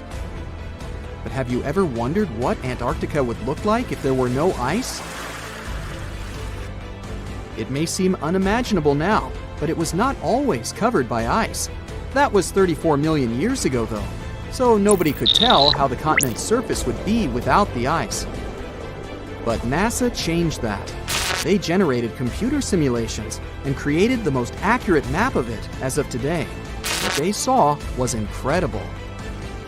The continent was not flat at all like it seemed. It's pretty bumpy with valleys, rolling plains, and high mountains. But this was nothing next to what they had discovered under Antarctica's ice. So, what is it? Drum roll, please. NASA found 2 new subglacial lakes. And what's even cooler about it is that they spotted these lakes from space. How is that? If your answer is high-tech satellites, then you're right. In 2003, NASA launched a satellite called IceSat. It measured ice sheet mass balance and cloud and aerosol heights. The satellite also helped create the ice-free map of Antarctica. In 2010, the European Space Agency launched the second satellite, Cryosat-2. It was for tracking the changes in the thickness of the ice. Then, in 2018, NASA launched the third one, IceSat-2, a follow-on to the IceSat spacecraft. It measured ice sheet elevation and sea ice thickness. It was NASA's most advanced Earth-observing laser instrument. It delivered the highest precision data. And when that was combined with the data from the other satellites, it was possible to spot these two new lakes near a pair of larger ones. But how is it possible that these lakes exist in the first place? The average thickness of most Antarctica ice is approximately 1.2 miles. However, it can get over 1.8 miles thick in some places, especially during the winter. So, you might think that there's nothing under there, but science says otherwise. It's not quite possible to see it with your bare eyes, but the continent's ice is slowly but constantly flowing in different directions under the force of its weight. But scientists could not figure out how water moved for many years. That started to change in 2007, when data gathered from the IceSat provided insight into what hides beneath the surface. They first discovered an entire network of meltwater lakes connected under Antarctica's fast-flowing ice streams, and there were hundreds of them. Scripps Institution of Oceanography glaciologist Helen Amanda Fricker figured that the elevation changes measured by IceSat happened because of the dynamics of these lakes. They did not hold meltwater statically. Instead, they were filling and draining continuously over time through a system of waterways. And as they did that, the ice above rose and fell. But where do they drain? The ocean, of course, and it drains a lot. A recent study, co-authored by Fricker, found that the drainage of one lake flushed as much as 198 billion gallons into the ocean in only 3 days. Countless mysteries about how nature works are still waiting to be solved. But finding the two new lakes will give scientists a better picture of how fast the Antarctic ice sheet will change as the climate gets warmer, and how this will affect global ocean currents and sea level rise. The filling and draining cycle of the lakes also caused the ice sheet to suffer cracks and crevices. So, the information they find from these new lakes will also give them a better understanding of the damage on the surface of the ice. They will also be able to assess how this filling and draining system influences the speed at which ice slips into the oceans and seas. And that means they can evaluate how the added fresh water may alter marine ecosystems. This discovery may also suggest whether life is under the ice. Wow! Scientists drilled through about 3,504 feet of ice and found that water samples taken from one of the lakes contained approximately 10,000 bacterial cells per milliliter. Such a high number of bacterial life is a good sign, because that means the icy waters might also support higher life forms, such as microanimals, and one of these new lakes might even be their home. But the most exciting thing is that the new lakes might help them understand whether life on other planets is possible. Scientists believe any life below the frozen surface of the planet Mars might follow the patterns seen in Antarctica's lakes. So, there is a possibility that they might find critical new information on the type of life that may have existed on the red planet. You wouldn't want to be there during the winter, though. The lowest temperature on Earth you can experience is negative 128 degrees Fahrenheit. In 2010, there was an even lower temperature of negative 135 degrees Fahrenheit, and you may feel this cold much worse due to the strong and dry winds. Did you know that the size of the ice surface on Antarctica also changes throughout the year? It's about 1.2 million square miles during the summer, but when it's winter, it grows to 7.3 million square miles.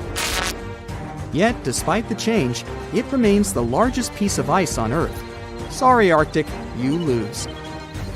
Do you know these cute little penguins? Consider these animals the locals, because there is no native population in Antarctica. It's a no man's land, because no single country owns it. But do you know who really owns it? 5 different species of penguins, seals, and killer whales. Haha. Despite the continent's harsh conditions, you can visit it as a tourist for fishing and research purposes. Around 5,000 people reside on the continent during summer at research stations. But when winter comes, the number naturally drops down to 1,000. Antarctica's ice blanket makes up 70% of the world's freshwater reserves. Imagine what would happen if it melted. The global sea levels would be raised by almost 200 feet. In 2011, scientists from Chile found a weird-looking fossil in Antarctica that looked like a squashed football. Almost 10 years later, the rock just sat on a shelf in Chile's National Museum of Natural History with no specific label. It went by The Thing in the museum because it looked like something from a science fiction movie. When the scientists finally got their hands on the strange fossil, it turned out it was actually a giant softshell egg from around 66 million years ago. This one is more than 11 inches long and 7 inches wide. A regular chicken egg is just 2.5 inches long, and an ostrich egg is almost 6 inches long for comparison. So, the Thing won the title of the biggest softshell egg ever found and the second largest egg of any animal we know of. The only bigger egg that was ever found was that of the extinct Madagascan elephant berg, which is also 1.5 times as tall as Michael Jordan. The berg, not the egg. The Antarctic egg is also special because it's the first fossil ever found in this part of the world. So, whoever left it there must have been one big creature, probably a giant sea turtle that lived long ago, like a mosasaur. This is surprising because most scientists thought these creatures didn't even lay eggs. So this discovery could change what we know about them. The egg is also unique because it has a thin eggshell and no pores, which is totally different from most dinosaur eggs. It actually looks more like the eggs of lizards and snakes, but it came from a giant creature related to these animals. No known dinosaurs or flying reptiles from that time and place were big enough to lay such a huge egg, so it must have been a mosasaur after all. But we can't be 100% sure. Scientists did a lot of work and studied 259 types of living reptiles, like lizards and snakes, and their eggs. From this, they figured out that the mommy who laid the egg was probably at least 23 feet long, not counting her tail. During the late Cretaceous period, this part of Antarctica might have been like a nursery. Paleontologists have found bones of tiny mosasaurs and plesiosaurs in the same area, along with bones from the grown-up ones. Archaeologists in Norway made another cool but literally discovery and found dozens of arrows that had been hidden in ice for 6,000 years. They were melting out of a large ice patch in the high mountains, covering an area of about 45 football fields. In 2014 and 2016, when the summers were extra warm, scientists went to an ice patch called Langfoni to look around. They also found lots of reindeer bones and antlers there. Some of the arrows were whole and some in pieces, along with 5 arrowheads around the melting ice patch. This is more arrows than have been found at any other frozen site in the world. Some of the 68 found arrows date back to the Neolithic period, and the newest ones are from the 14th century of the Common Era. Ice is like the perfect time machine that can preserve whatever ends up there in an almost perfect condition. Langfoni became famous as one of the first ice patch sites after a local hiker found a 3,300-year-old leather shoe right next to its edge. Scientists are studying places like this to understand how people use these sites and how the ice patches from Norway to North America changed over time. Now, once upon a time, around 32,000 years ago, to be exact, a squirrel buried some seeds near a river in Siberia. Am I the only one getting the Ice Age vibes? Anyway, these seeds belong to a plant with cute white flowers. Thousands of years later, a group of scientists found these seeds buried deep in the frozen ground, about as far down as a 12-story building is tall. The seeds were surrounded by ice and bones of animals, like mammoths, bison, and woolly rhinoceroses. The mature seeds had been damaged, maybe by some squirrel, but some of the younger seeds still had good plant parts inside them. The scientists carefully took those out and put them in small containers to help them grow. And here comes the coolest part. They were able to grow the plants. Their flowers were shaped a little differently from the flowers of the same plant that grows today. After a year, the Ice Age plant even made new seeds. Based on this, the scientists suggested that permafrost could be a depository for an ancient gene pool, and we could find extinct species there and bring them back to life. Scientists on an icebreaker in Antarctica were looking for whales, but found something way more unusual. The camera behind the ship, which is as heavy as a car, detected 16 million icefish nests on the floor of the Weddell Sea. The nests were located about every 10 inches in all directions and covered an area of 93 square miles, which is slightly bigger than the whole of Washington, D.C. The colony even had a distinct border, which was a line in the sand.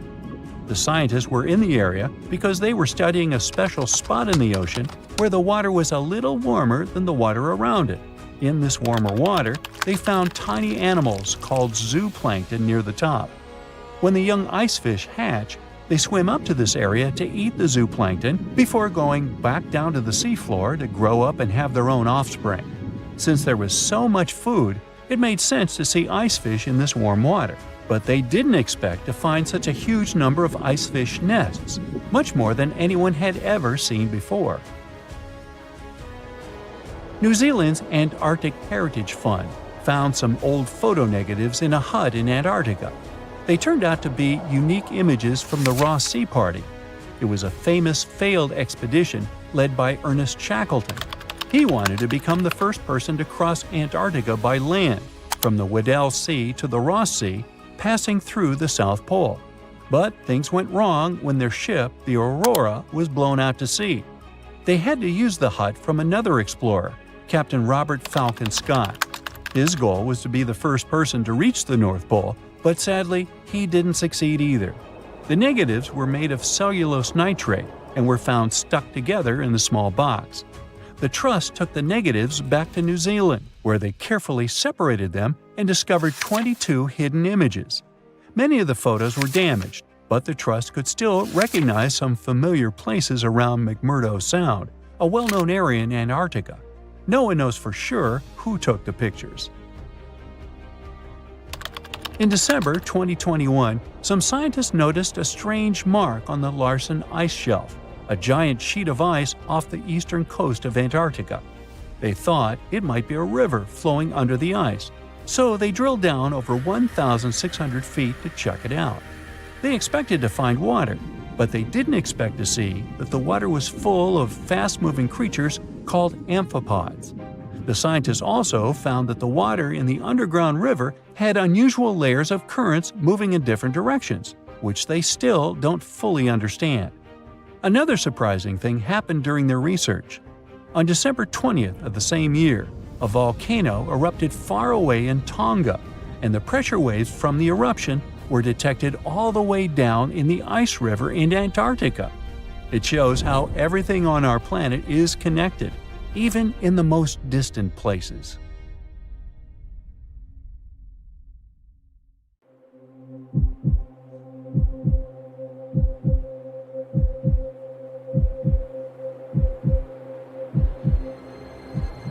Leave it to people wandering on Google Earth to stumble upon the world's newest and weirdest places ever. Like this mysterious pyramid discovered in Antarctica. Soon enough, the internet blew up with all sorts of theories regarding this unusual shape. Could it be a sign from a different life form? Is this pyramid indeed natural, or is it man-made? For starters, it's not the first time we've discovered a pyramid in the Antarctic. The first one was observed by the British Antarctic expedition in the 1910s and kept secret for a long time. Its discovery being kept hidden only added to the mystery. A second such structure was discovered in 2016, which further increased the interest in the matter. The mystery was soon enough deciphered by scientists. These formations are just mountains. They're located near the Ellsworth Mountains, a range over 250 miles long, so they're just mountain peaks that have broken through the ice sheet. As for their particular shape, it's just a coincidence. Pyramids are found throughout nature.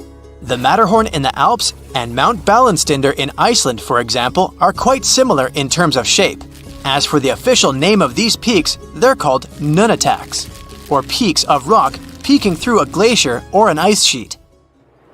Antarctica has way more incredible features, like the fact that it's home of 60 to 90% of the world's fresh water.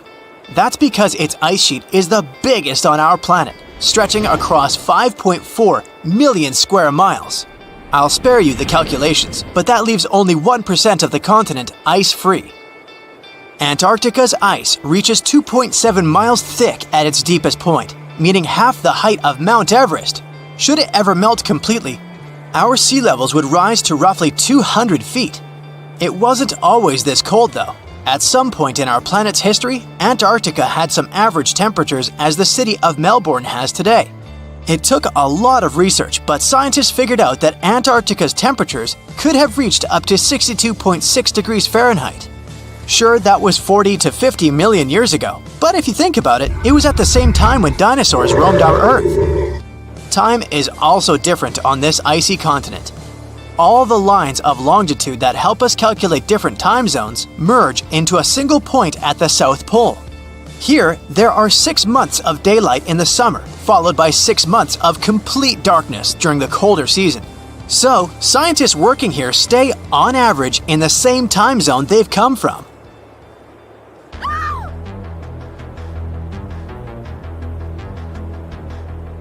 The Blood Falls aren't a chapter of a thriller movie. They are merely a series of waterfalls located in one of the driest regions of Antarctica. They emerge from an underground lake filled with a special type of bacteria. These little organisms use sulfates as fuel instead of sugars, which makes them very intriguing for scientists. The water contained in this lake is so full of iron that it basically just rusts when it meets air.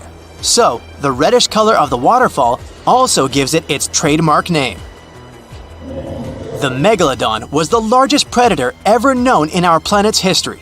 In terms of its location, the megalodon lived practically in all waters on our globe, except near the poles. The reason why there are no megalodon teeth found in Antarctica is probably because the gigantic creature was adapted to only warm tropical and subtropical waters. If you plan to visit Antarctica by boat someday, just know you might not get there on a non-metallic boat. The hull of your transportation device must be made of either steel or aluminum to withstand the harsh weather conditions here. Antarctica isn't home to a lot of bugs. In fact, there is only one true species of insect that calls this place home. It's a wingless midge called Belgica antarctica. This fly is so tiny that it only reaches 0.08 to 0.23 inches long, but it's still the Antarctic's largest terrestrial animal. A lot of Antarctic fish also come with an antifreeze substance in their blood. They don't necessarily need it for protection against the cold temperature, but mostly against touching ice. These antifreezes are made up of large glycoprotein molecules. They surround any small ice crystals that may form, making sure they don't spread through the animal's tissues, which could cause a lot of damage. They also create a sort of small pillow blocking the sharp ice crystals, so they're less likely to cause any pain. It also doesn't rain a lot here on this icy continent, but one amazing meteorological quirk of Antarctica is that it's full of diamond dust. This dust is basically small ice crystals that pop out of humid air close to the Earth's surface. Think of it like an icy fog. As they flow through the air and get touched by sunlight, they begin to sparkle, making visitors here feel like they're surrounded by diamonds. It's probably the last place you'd want to go into labor, but in 1978, the first person was born here ever. Emil Marco Palma was its name, and ever since, 10 other people have been born here in Antarctica. There's a lake on this icy continent that is so full of salt, it makes it impossible for it to freeze over, even if temperatures can go as low as 5 degrees Fahrenheit. That's because pure water freezes at 32 degrees Fahrenheit. Water that has salt in it, or any other substance for that matter, will freeze, but at a way lower temperature. That lower temperature is adjustable depending on the substance itself and the amount that has been placed into the water. Antarctica was the last official continent to be discovered. It remained completely unseen until the 1820s. But it took another 20 years to confirm it was actually a continent and not just a group of icy islands. Just because it's really cold here doesn't mean you can't go on a date here. One December night, an American scientist that was posted in Antarctica logged into a dating app simply out of curiosity. He was certain no other profiles would show up, but to his surprise, he found someone soon enough. Another researcher who was stationed just 45 minutes away, by helicopter of course. They eventually got together and went on the first date in Antarctica ever recorded. Apart from ice, this continent has something else way more abundantly than any other piece of land on Earth: meteorites. If we look at the research done by scientists, meteorites have equal chances of reaching any place on our planet. However, once they go through our atmosphere, the situation is a bit more complex. That's because different climates on our planet, like the humid ones found near the jungle, have a lot of moisture and oxygen, which will corrode most meteorites. The climate in Antarctica is really dry, so the possibility of meteorites corroding is little to none. More so, it's way easier to spot these rocks on the icy white surface of this area than in any other place on Earth. If you're not scared of the cold, you'll surely freak out when you hear about the winds here. That's because Antarctica is for the most part the windiest place on Earth. Wind speeds have been reported here to reach even 200 miles per hour. It looks idyllic, a vast green field with granite cliffs in the background and a river flowing through the landscape. You can see birds flying and people having a picnic. But then, a scream cuts through the laughter. No, you're not watching some horror movie. This is what happened to a visitor who found a severed hand in Yosemite National Park. Running into crime scenes in national parks is unfortunately more common than you think. Yosemite, for example, holds a record of police investigations, making it the second most dangerous park in the U.S. Not only that, but this is also a pretty huge place, bigger than some countries like Samoa or Luxembourg. You can see why this is an ideal place for you to become a missing person photo on a milk carton. Out of everyone who went missing in Yosemite, Patricia Marie Hicks' case is, I think, the most disturbing one. Remember the hand I mentioned? Well, it was found in 1983 on Summit Meadow by a visitor. The police tried to find more clues about this crime evidence, but the case eventually went cold. In 1988, a skull was discovered, but again, the case got stuck. It was only in 2021, with the help of a genetic genealogy test, that the police finally confirmed this was indeed the remains of Patricia, a woman who had been missing since 1982. However, not every missing person leaves a trace. This is the case of Sandra Jensen Hughes, last seen in July 2020. Sandra was camping alone in the nearby Sierra National Forest when she crashed her vehicle. Passers-by offered help, but for some uncanny reason, she refused it. This was the last time anyone ever saw her.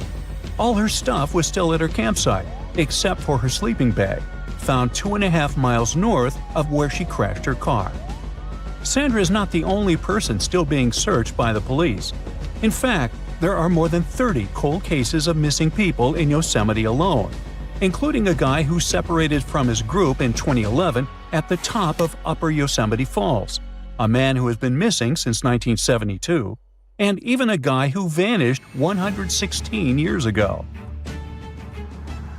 In most cases, people disappear in circumstances less grim than the one involving Patricia Hicks, for example, but it doesn't make these cases less tragic. So what are the reasons why people go missing? First things first, Yosemite Park is the home to 9 waterfalls, including the biggest one in North America, standing at nearly 2,500 feet. Many people like to visit it to go fishing, kayaking, and hiking. However, the water stream velocity increases near waterfalls, and falling from a waterfall is not a Woody Woodpecker experience. You'll find yourself stuck in a powerful whirlpool or have an unpleasant meeting with rocks, most possibly a smashing one. Another natural reason may be that Central California is prone to extreme storms, which can make the river rise suddenly and even form waterspouts. One more famous attraction in Yosemite National Park are the mountains. There are more than 10 popular sites with heights that range from 4,000 feet to 10,850 feet. Some mountains are so tall, climbers must spend the night in a makeshift camp halfway up the granite wall. It is quite popular, and even though you need a special permit for these types of rock climbing, you don't need to be a pro to climb smaller mountains. This explains why so many people get hurt falling from tall places. Besides, rock climbing causes permanent damage to the mountains, and the valley is prone to rock falls. Now, if you're like me and are terrified of climbing, the second best option is hiking, which just so happens to be the #1 reason people fall in the first place. The hikes in Yosemite are some of the hardest hikes in California, and you can bet even an experienced hiker can make a mistake and get lost. In 2024, for example, the body of a former park ranger and pro hiker, Kirk S. Thomas Olson, was found after he tried to venture along an especially complicated trail. 20-year-old Grace Roloff also lost her life in 2024 after slipping and falling while descending half-domes climbing cables during a sudden thunderstorm. And finally, animals. About 300 distinct species live in Yosemite, and guess what? Wild animals are not your pets. If you're unlucky, you might wander into a mountain lion den, which is already bad enough, given that these animals are the type that silently stalk their prey. Not a fun way to go. But the ones you really should be afraid of are black bears. They usually only eat tall grass and berries, but they will break into your car, tent, or lodge if they smell food. And unlike mountain lions, black bears are not afraid of humans. Now, the National Park Service makes it clear that rescue is not a certainty and that you must be prepared to get yourself out of whatever trouble you got yourself into. But how do I do that, you might ask? Well, here are some pro tips to avoid getting caught in a tight spot. First, try not to do solo trips. If you really want to have a me time, then let others know about your plans, like all of them. Most of those people went missing because their families didn't know about their plans. Secondly, always pack an emergency supply bag with stuff like a flashlight, compass, knife, multi-tool, paracord, and a thermal blanket. Remember, you are not Bear Grylls, and real life is not a fun episode of Naked and Afraid. Although, if not careful, you might just end up like that. Heat is also a big problem in Yosemite, so stay hydrated and go for a hike during cooler parts of the day. Seriously, drink water. The lack of water and food can lead to disorientation, a fatal symptom if you are literally in the middle of nowhere. But I'm visiting Yosemite during the winter. Well, one more reason to keep your water and food levels up, because you burn more calories when hiking in the snow. Survival expert Jesse Krebs also recommends always bringing a whistle with you if you need to call for help, especially if you haven't planned your trip well, which is a huge mistake. Wilderness is not a place for much improv, I'm afraid. Now, when it comes to hikes, some are so steep they require a cable route to help hikers. If the cables are down for some reason, avoid these areas. And do not rely on the internet or phone services to communicate with others if you find yourself in danger, because the connection in parks is usually not particularly good. Oh, and don't feed or engage with wildlife. I know bears are friendly shaped, but unfortunately, they are not your friends. Learn how to safely store your food so wild animals don't bother your camp, and do not feed them. Fail to comply, and the park might give you a $5,000 fine. Also, be careful of where and how you drive. Car crashes are the second most common reason why people need medical assistance in national parks, so use tire chains during icy periods, wear your seatbelts, and don't go driving around like you're Dominic Toretto. And just in case I didn't stress this enough, watch out for the weather. Not just because water streams are dangerous, but also because lightning is a common occurrence in Yosemite. A lightning bolt may not strike you, but it may strike a tree, causing a fire or making it fall. A thunderstorm may trigger rock slides or make a climb slippery, like it happened to Grace Roloff. And finally, be careful with strangers, okay? Remember, stranger equals danger, etc. Well, that surely was fun, light, and not terrifying at all, right? Well, hopefully now you'll be wary of strangers, nature, and everything in between. Stay safe, be smart about it, and enjoy the park. There's a stretch of water that even the most experienced explorers fear.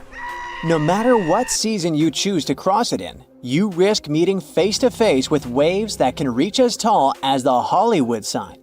I'm talking about the Drake Passage, the waterway connecting the Pacific Ocean to the Atlantic Ocean, stretching from Cape Horn at South America's southernmost tip to Antarctica's South Shetland Islands. It's about as wide as the distance from London to Berlin and takes up to 48 hours to cross. Some sailors compare getting on the other side to going to the moon. That's how challenging it is. Even the man who discovered it, Sir Francis Drake, never sailed these waters because they seemed too dangerous to him and opted for a calmer, although longer, Strait of Magellan. The passage took the lives of around 20,000 sailors and over 800 ships. Tourists who want to see Antarctica cross the Drake Passage on a regular basis, although it's still often called the world's most terrifying ocean crossing. The Antarctic Peninsula, where travelers go, isn't really part of Antarctica itself. It sticks out and points towards South America like two fingers almost touching it. The water gets squeezed between these two land masses, making strong ocean currents. The passage is part of the Antarctic Circumpolar Current, the largest ocean current on Earth. The water rushes through the passage at a speed between 95 and 150 million cubic meters per second, which makes it rougher. And then there are winds that usually blow from west to east and are very strong between 40 and 60 degrees latitude. That's why those areas are called the Roaring Forties, Furious 50s, and Screaming 60s. Land slows down winds, which is why storms hitting Ireland and the UK get weaker as they move east. But Drake's latitude is the only place where winds can blow all around the Earth without being stopped by land. So they keep getting faster. These strong winds turn into huge waves that can hit ships really hard, normally around 13 to 16 feet tall. They're much higher than waves in the Atlantic. Drake Passage also has underwater mountains that you can't see. The huge current squeezes through this narrow passage and causes waves to crash against these mountains underwater. These internal waves create whirls that bring cold water up from the deep ocean.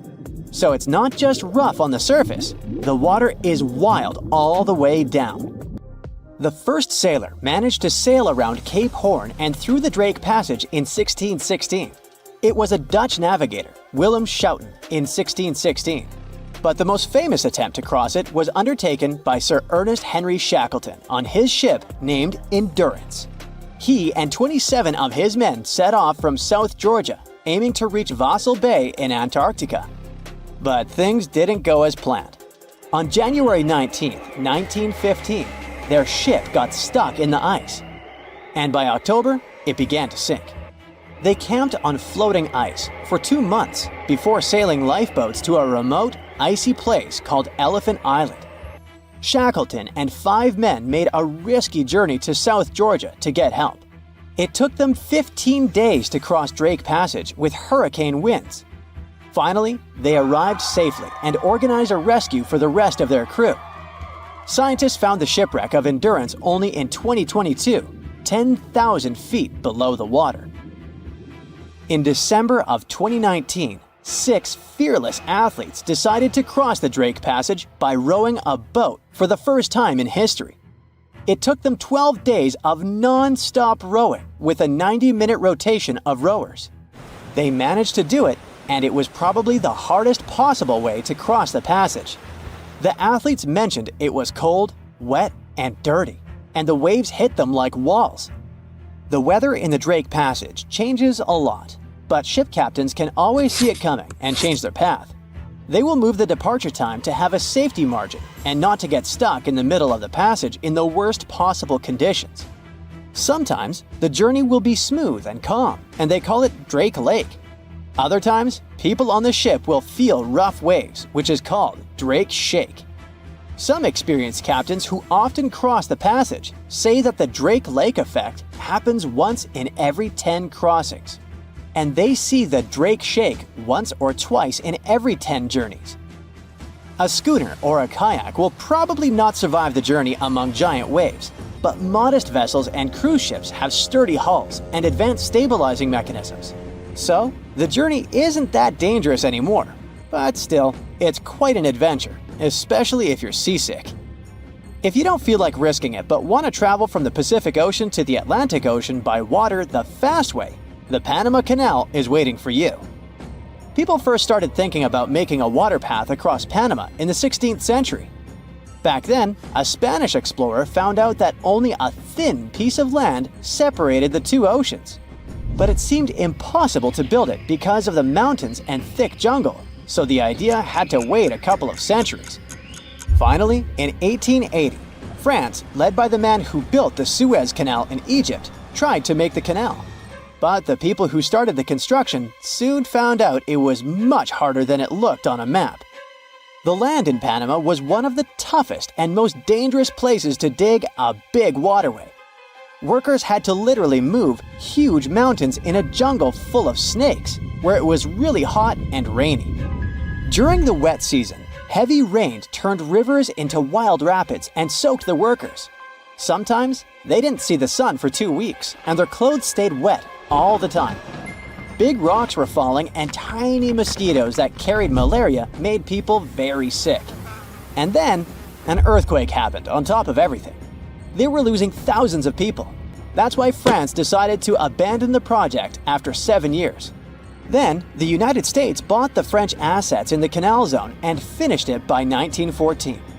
It cost the US around $375 million. The 50-mile-long passage of water saves ships traveling between New York and San Francisco 7,872 miles. Around 14,000 ships use it every year and pay around $1.8 million in tolls. So it looks like it all paid off. Another challenging waterway in this part of the world is the Amazon River. It's around 4,300 miles long and flows through 3 countries with over 30 million people living in its basin. But there isn't a single bridge across it. The river has many marshes and soft soils, so engineers would need to build very long bridges and very deep foundations, which costs a lot of money. Building bridges over deep water is tough, but in other places in the world, engineers can use things like floating platforms to help. The river's path and water levels change a lot during the year. During the dry season from June to November, the river is usually 2 to 6 miles wide. But in the wet season from December to April, the river can become as wide as 30 miles. And the water level can rise by 50 feet. That's why they can't build floating bridges or pontoons. The riverbanks are made of soft dirt that moves and erodes with the seasons, and it makes things even harder. It would have to be an absolutely unique project to overcome all these challenges. Luckily, there's no pressing need for a bridge across the Amazon right now. The river mostly goes through areas that are sparsely populated, so there aren't so many major roads to be connected by bridges. These dark patches on Greenland's ice sheet aren't just any old stains. Every summer, the ice, which is usually bright white, turns murky gray in certain areas. This so-called dark zone was a huge mystery for a long time, until some studies discovered that this weird transformation was connected to the odd appearance of red, green, and brown-colored algae. The scariest part is that this algae bloom keeps growing. The dark zone is getting darker, and terrifying microbes might start appearing. Now, the rest of the world should be concerned. The Greenland ice sheet is like a massive ice blanket that covers around 80% of the island. It's so thick that it holds about 8% of the world's freshwater ice. For most of the year, the ice looks like a giant untouched white sheet stretching over the land. But when summer rolls around and temperatures start to rise, things begin to change. The ice melts, revealing rocky areas along the coast. And as you move further inland, that once smooth white ice becomes darker. This is the dark zone, and it covers an area of around 248 miles in length and 62 miles at its widest point. This weird phenomenon happens basically for two reasons. The first one is black carbon. Just like dust that builds up on your bookshelf, the ice in Greenland has the same issue. The wind carries a mix of dust and soot to this icy area. But unlike your bookshelf, you can't just wipe it off with a cloth. In Greenland's case, this dirty mix settles on the ice and sticks around for thousands of years. So, the dark zone is basically covered in a fine layer of dust that's built up over time. Back in 2014, researchers analyzed this dirty mix and found that the darker ice areas were filled with black carbon. This black carbon didn't just appear out of thin air. Well, actually, it sorta did. Scientists believe it mostly comes from smoke produced by wildfires in northern Canada and Alaska somewhere in the past. As you might guess, black carbon is black, which is why it makes the ice look darker. Now, the second big reason for the Greenland ice sheet's summer makeover has to do with those algae we mentioned earlier. We're mostly talking about two types of it: the Ancylonema alaskana and the Ancylonema nordenskjoldii. Both of them love cold water regions. During winter, they stay in a dormant state deep within the ice. But when spring comes, they start to slowly migrate to the surface. By the time summer hits, they're ready to bloom and soak up nearly 24 hours of sunlight each day for photosynthesis and growth. Normally, these algae are green, but when exposed to sunlight, they turn brown as a natural way to protect themselves from harmful ultraviolet rays. And this color change is also what makes the ice in Greenland look darker.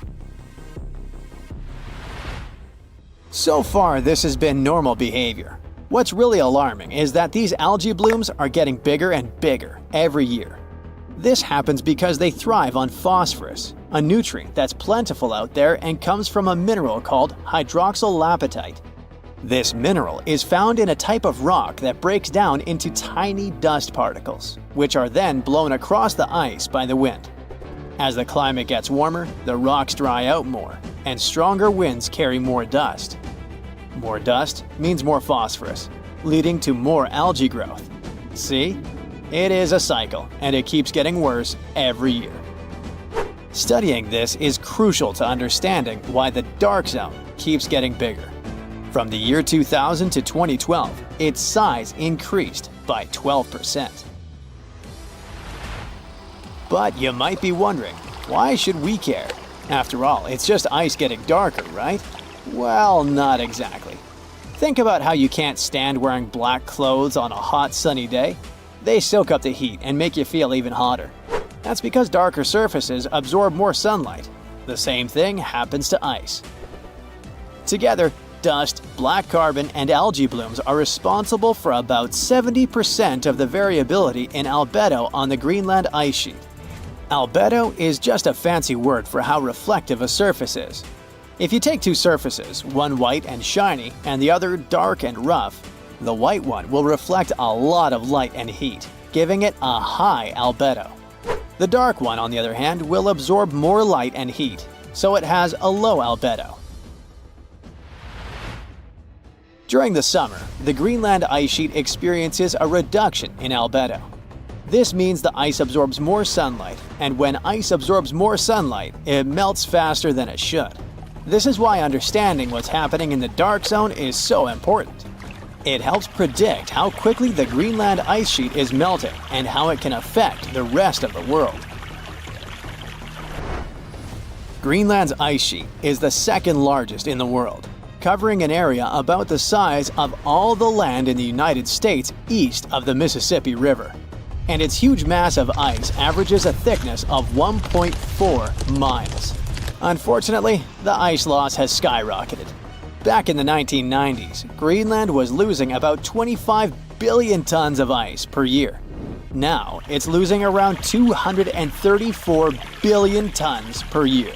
That's nearly 10 times more ice melting away each year. According to NASA, if all of Greenland's ice sheet were to melt, it would increase global sea levels by about 24 feet. That could be catastrophic for coastal countries and cities around the world. The Netherlands could be submerged, the Bahamas could be almost completely wiped out, and many of the Philippines Islands would be at risk of disappearing. All of this may seem like a distant reality, and it is true that most scientists believe it would take several hundred or even thousands of years for the ice sheet to melt completely. But it is important to know that Greenland didn't always have this thick layer of ice. Very recently, researchers took a close look at some sediment from the bottom of a 2-mile deep ice core extracted from the center of Greenland. They found that the soil had traces of willow wood, insect parts, fungi, and even poppy seeds. So these fossils are the first direct evidence that Greenland's ice sheet melted away in the recent geological past, around 400,000 years ago. At that time, Greenland was home to a green tundra landscape with insects and plants.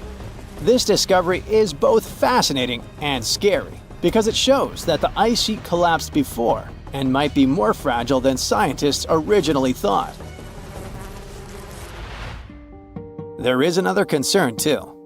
A recent research collected meltwater from different spots on the Greenland ice sheet and found that the water samples were packed with hundreds and thousands of microbes.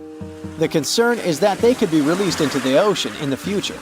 And some studies already suggest that areas near where a lot of glacial meltwater flows have a higher risk of viruses jumping to new hosts, like from animals to humans. Even though experts believe the chance of a doomsday virus coming from the glaciers is very small, it's still not zero.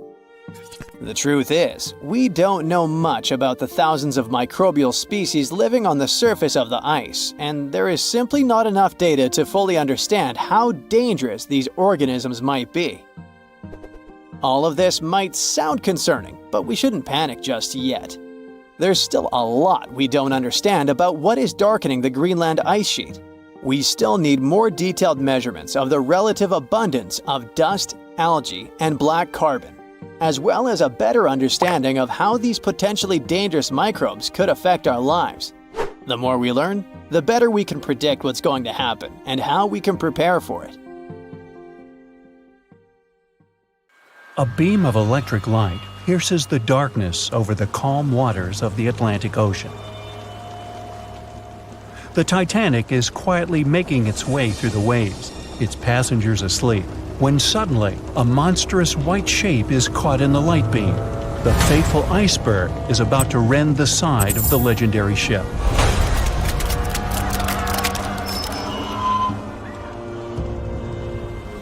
April 14, 1912. Only 2 days before someone will take a photo of a giant iceberg with a pretty unusual elliptical shape. It turns out that this iceberg most likely formed out of snow that fell 100,000 years ago. Researchers used computer modeling to figure out its origin. They used data from 1912 and added some new information about winds and ocean currents.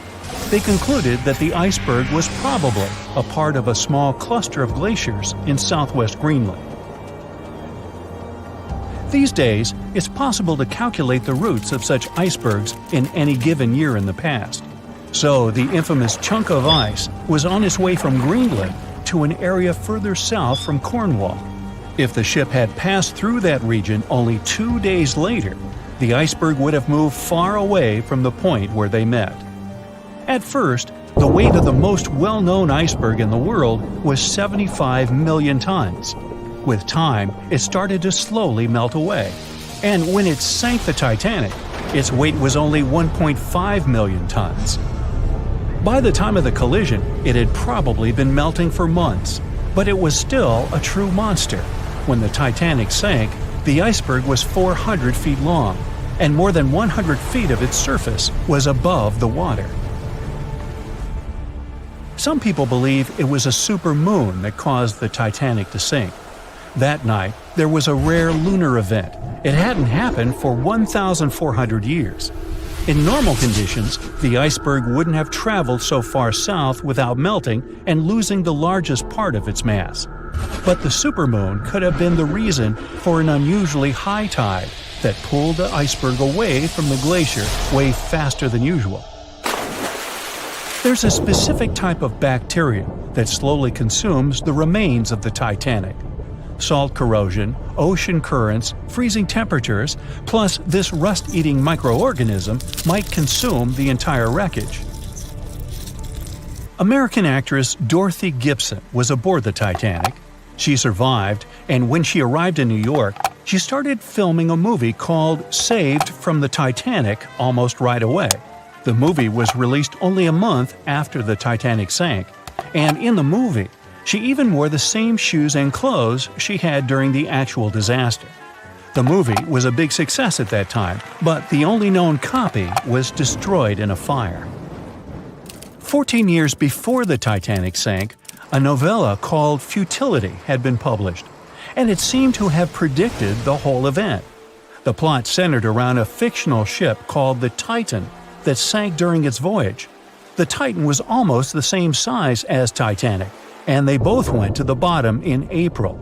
The reason was hitting an iceberg, too. Both the real and fictional ships were described as unsinkable, and both of them had the legally required number of lifeboats, which, as it turned out later, were nowhere near enough. We've seen it in the movie, but there were some real-life love stories happening on the Titanic, too. 13 couples even took a trip on the Titanic as part of their honeymoon. One of the couples owned Macy's department store in New York. Once it became clear the Titanic was rapidly sinking, the woman refused to go into a lifeboat without her husband. But he didn't want to join her while there were still women and children who he thought had to go first. Then his wife gave her coat to her maid. She insisted that the maid should get into the lifeboat, and she wanted her to be warm. As for the woman herself, she decided to stay with her husband till the end. Some people believe Titanic sank because of a mummy, not an iceberg. It all started around 1000 BCE with a mysterious woman who lived in Egypt, in the City of Thieves. People knew little about her, but they called her a priestess.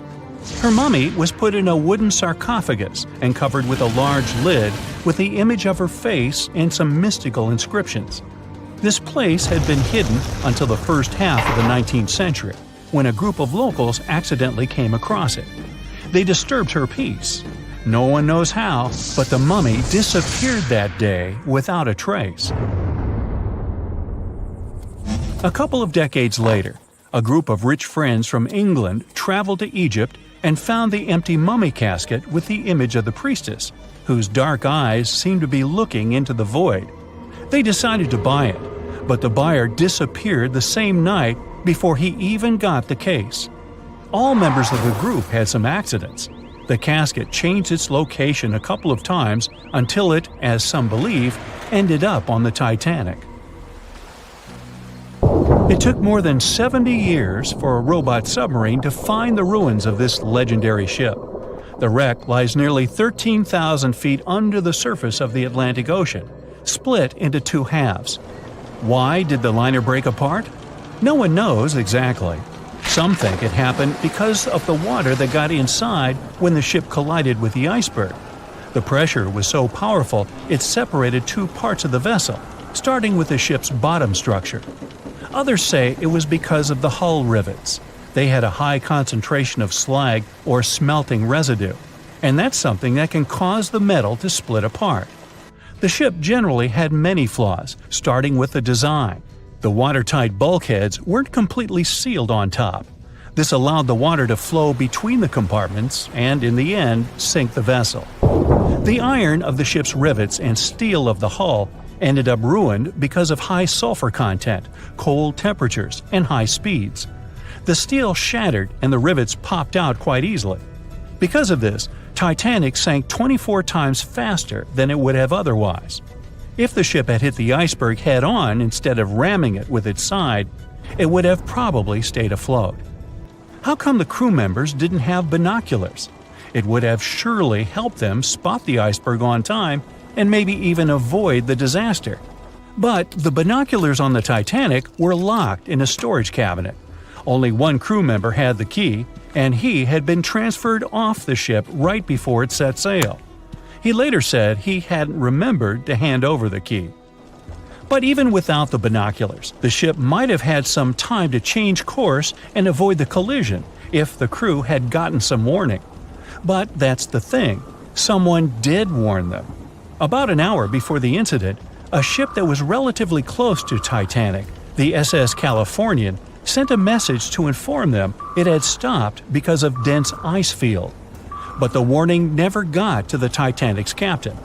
Some experts say it was because the radio operator didn't think it was that urgent. And later, the SS Californian said they didn't get a call for help from the Titanic because their radio operator was off duty. Some say the crew on the Titanic couldn't spot the iceberg on time because of an optical illusion. Atmospheric conditions that night probably caused super refraction, which could have camouflaged the berg. After all, no one actually saw the iceberg until it was too close to the ship to somehow avoid the crash. Not even a whole minute passed between the moment they saw the iceberg and the collision. It was only 37 seconds, and it took Titanic 2 hours and 40 minutes to disappear below the ocean's waves.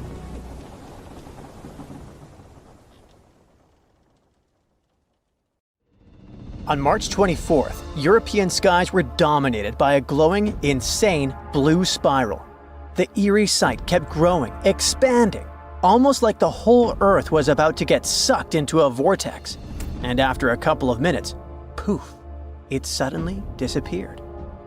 Even though it looked like some kind of extraterrestrial tech, there's actually a very human explanation behind it.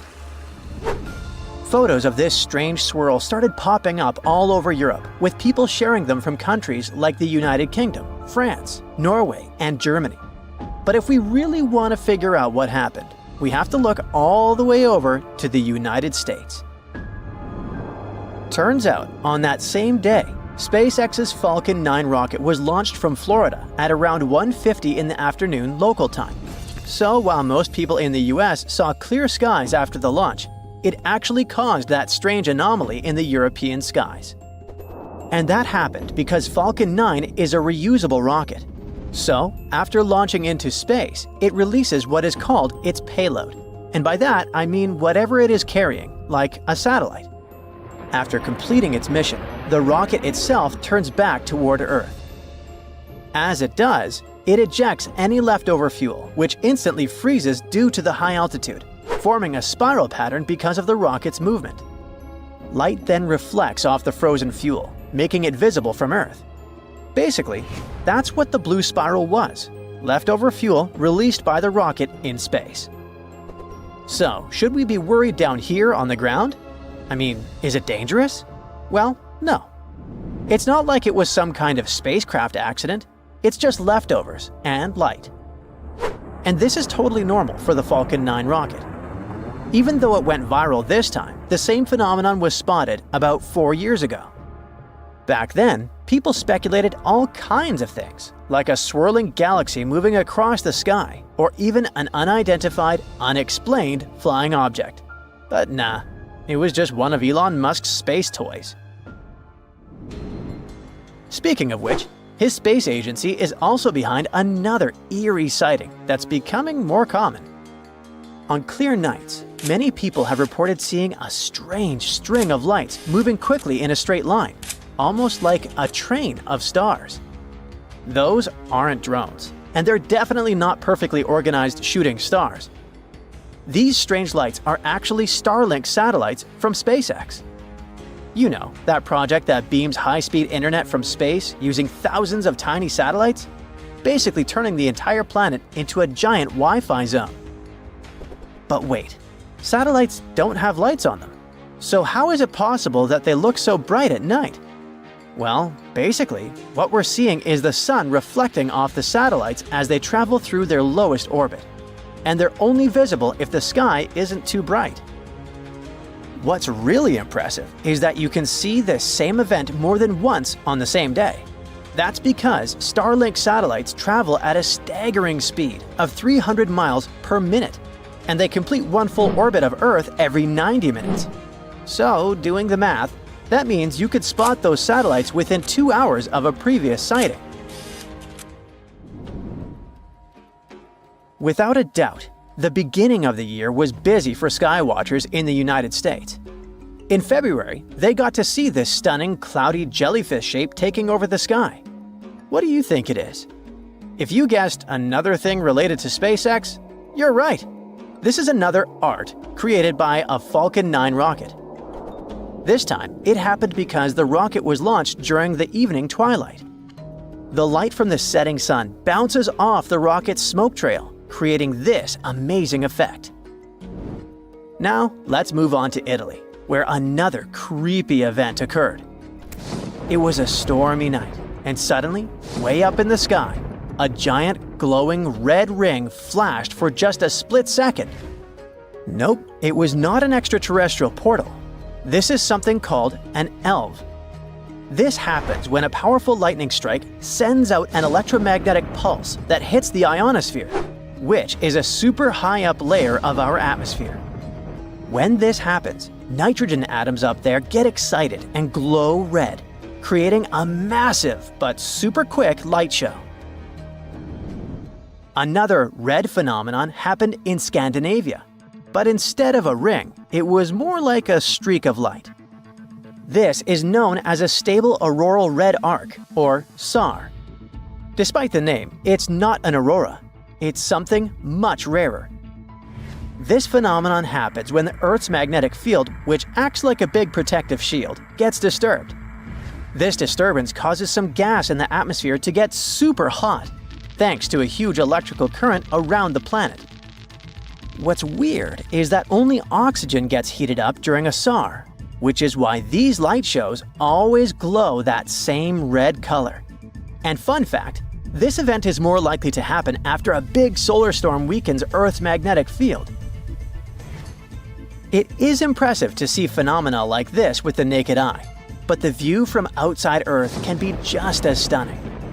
In 2022, an astronaut aboard the International Space Station spotted two bizarre blue blobs of light glimmering in our planet's atmosphere. They happened at the same time, but they weren't related at all. One of them was a massive lightning strike that hit right next to a large circular gap in the clouds. The lightning lit up the surrounding cloud walls, creating a glowing ring around the hole. Another one was caused by the moon. The way the moon was positioned made the sunlight it reflected pass through Earth's atmosphere, creating a bright blue blob with a fuzzy ring around it. And if you're wondering what that weird orange halo is, running parallel to the curvature of the Earth, I've got you. That's the edge of the atmosphere, also known as Earth's limb. And this is what it looks like when viewed from the International Space Station. In Canada, residents of central Alberta were looking up at the sky one night when they suddenly saw something strange. A bunch of vertical beams of light that seemed to be coming from the ground and reaching up into the blackness of space.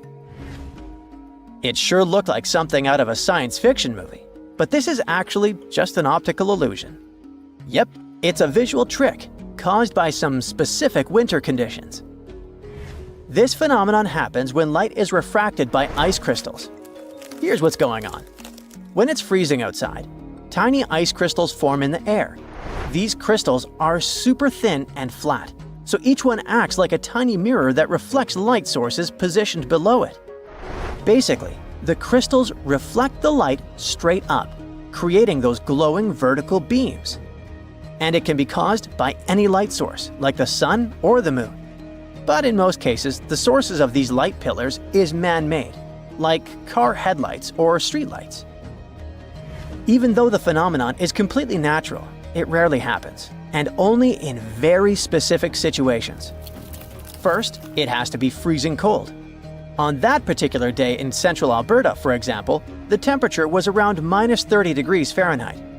Then, the weather has to be calm, with no wind at all. If a storm breaks out, forget it. You won't be able to see the light pillars. And don't mix them up with auroras, okay? Auroras are mostly seen in high-latitude regions, like around the Arctic and Antarctic. Since they happen way up in the atmosphere, they're visible over large areas. Light pillars, on the other hand, are more localized and concentrated in a much smaller area. But hey, no matter which one you spot, If you're lucky enough to see one of these amazing sights in the sky, you're in for a show you won't forget. Scientists claim that Icelandia was a region between Greenland and Scandinavia that was more than 230,000 square miles, but is now underwater. The Earth was once a large pizza pie, with all the continents connected to each other millions of years ago, otherwise known as Pangaea. The North Atlantic region we know today was dry land from about 335 million to 175 million years ago.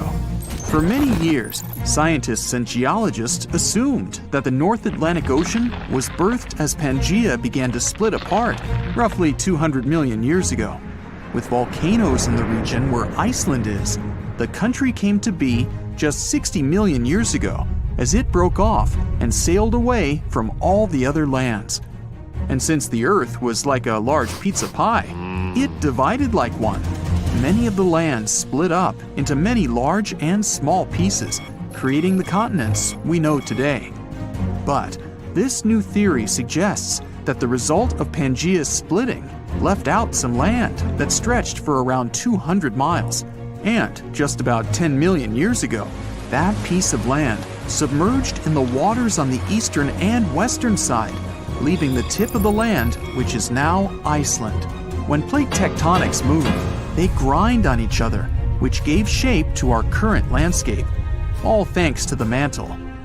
This new radical theory goes against everything written in history books and what scientists have been studying. They began shaking heads, drawing lots of skepticism and criticism. But by analyzing the ocean floor under Iceland and the Earth's crust, we can assume that this idea isn't far-fetched. The crust beneath Iceland happens to be a lot thicker than the typical ones. Oceanic crust is made up of unique melted rocks compared to the land crusts where we walk and live on, and is a lot more denser. The thinnest layer on Earth is the crust, where life takes place. It's essential for water, growing food, gathering natural resources and minerals, and breathing in oxygen. It sinks below to the bottom, but right above the Earth's mantle. It also refreshes itself, since it constantly gets recycled into the mantle and back up. This is why the rocks in the oceanic crust are around 25 miles thick, compared to just 5 miles anywhere else. This is also reasonable given that it's in a hotspot for volcanoes.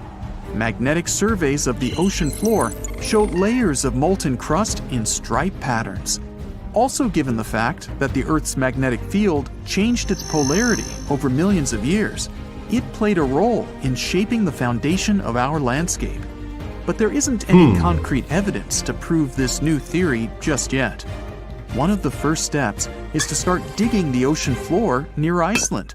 Zircon is a very sturdy mineral that can last for billions of years despite erosion in the Earth's crust. By taking samples and studying them, researchers can estimate the geological age of the continents.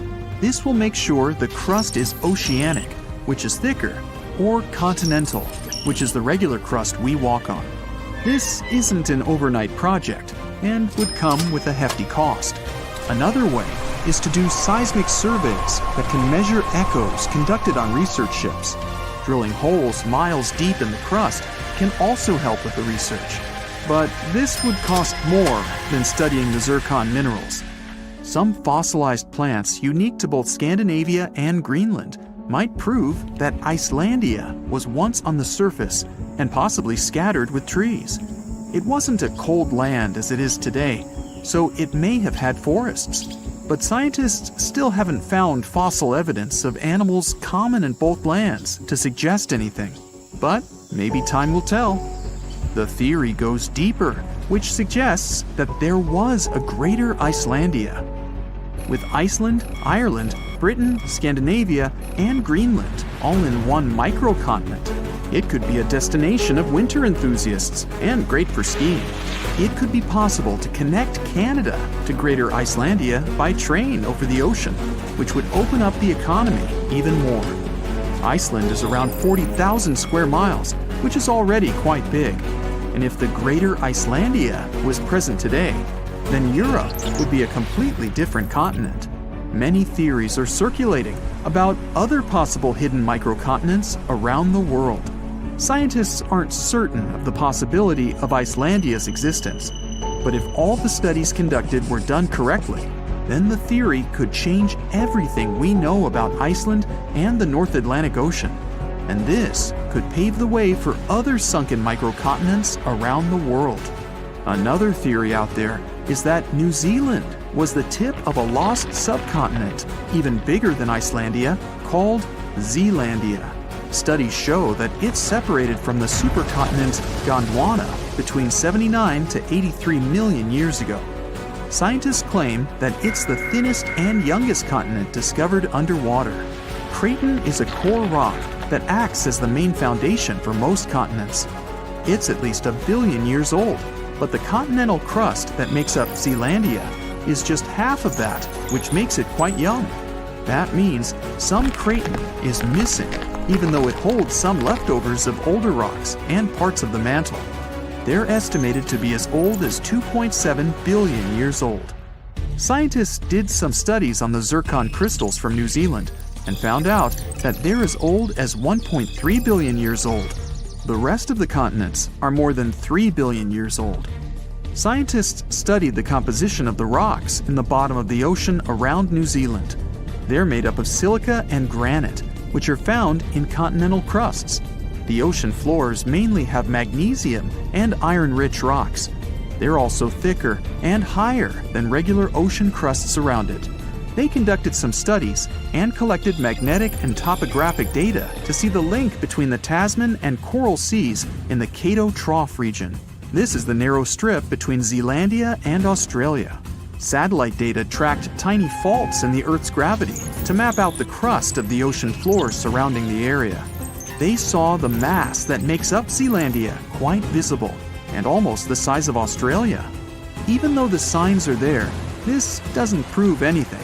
It's possible that there are a bunch of microcontinents which all split apart when Australia broke free of Gondwana. Back then, the supercontinent was made up of South America, Antarctica, Australia, Zealandia, Arabia, and the Indian subcontinent. New Zealand is already not the biggest country out there, but if the theories are correct, then Zealandia will be 6 times its original size. Mauritius is a young island that's only a few million years old. Just 1,200 miles off the coast of Africa, it's believed that the tiny island came to life around 9 million years ago. The underwater volcanoes in the region spewed out so much lava that it formed the land today. But scientists found zircon rocks that are more than 3 billion years old. It may also be part of a continent submerged underwater called Mauritia, which is just a quarter of the size of Madagascar. The zircons they found were embedded in solid rocks and not just in the sand, which may rule out that they just washed up on shore from another continent. Some scientists are still not convinced. They suggest that discovering rocks that stand out from the other typical ones brought by an eruption could skew the scientific community to this theory. But just like how Icelandia could be part of Greater Icelandia, Mauritia was once called Rodinia, which consisted of India and Madagascar. Theories suggest that Mauritia was covered in water when India broke away from Madagascar, something like 85 million years ago. Hey, look at this rock.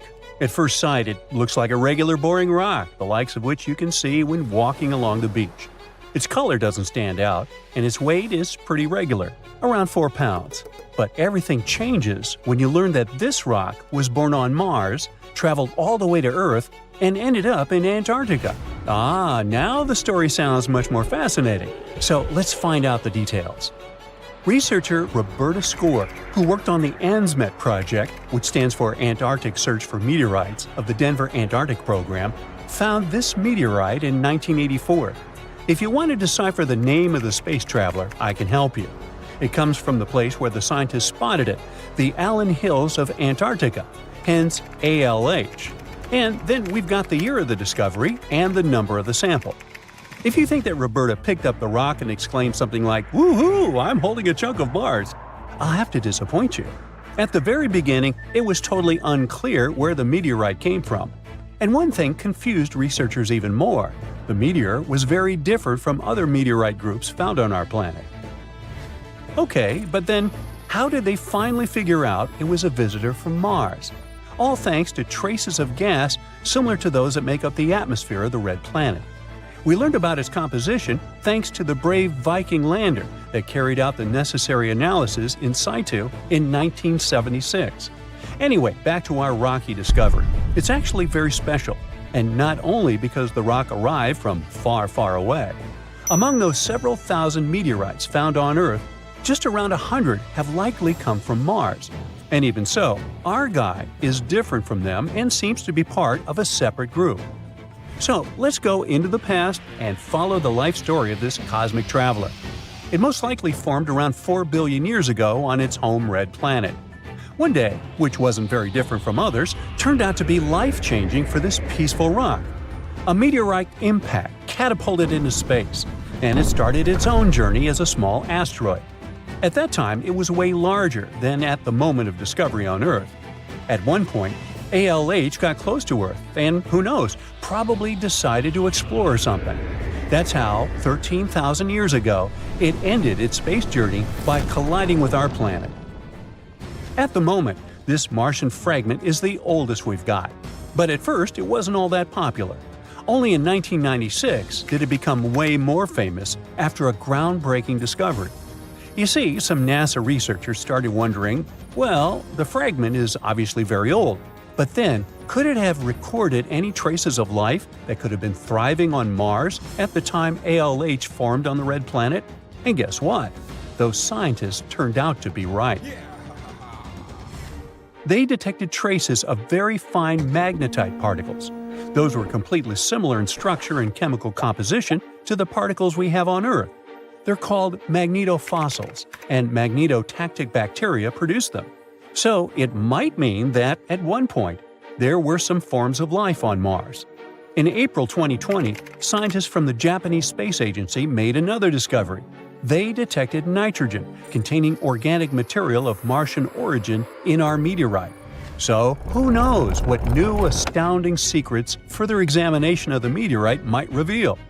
At the moment, though, all you can do is travel to Antarctica and find more of them. The thing is, this place is great for meteorite hunting.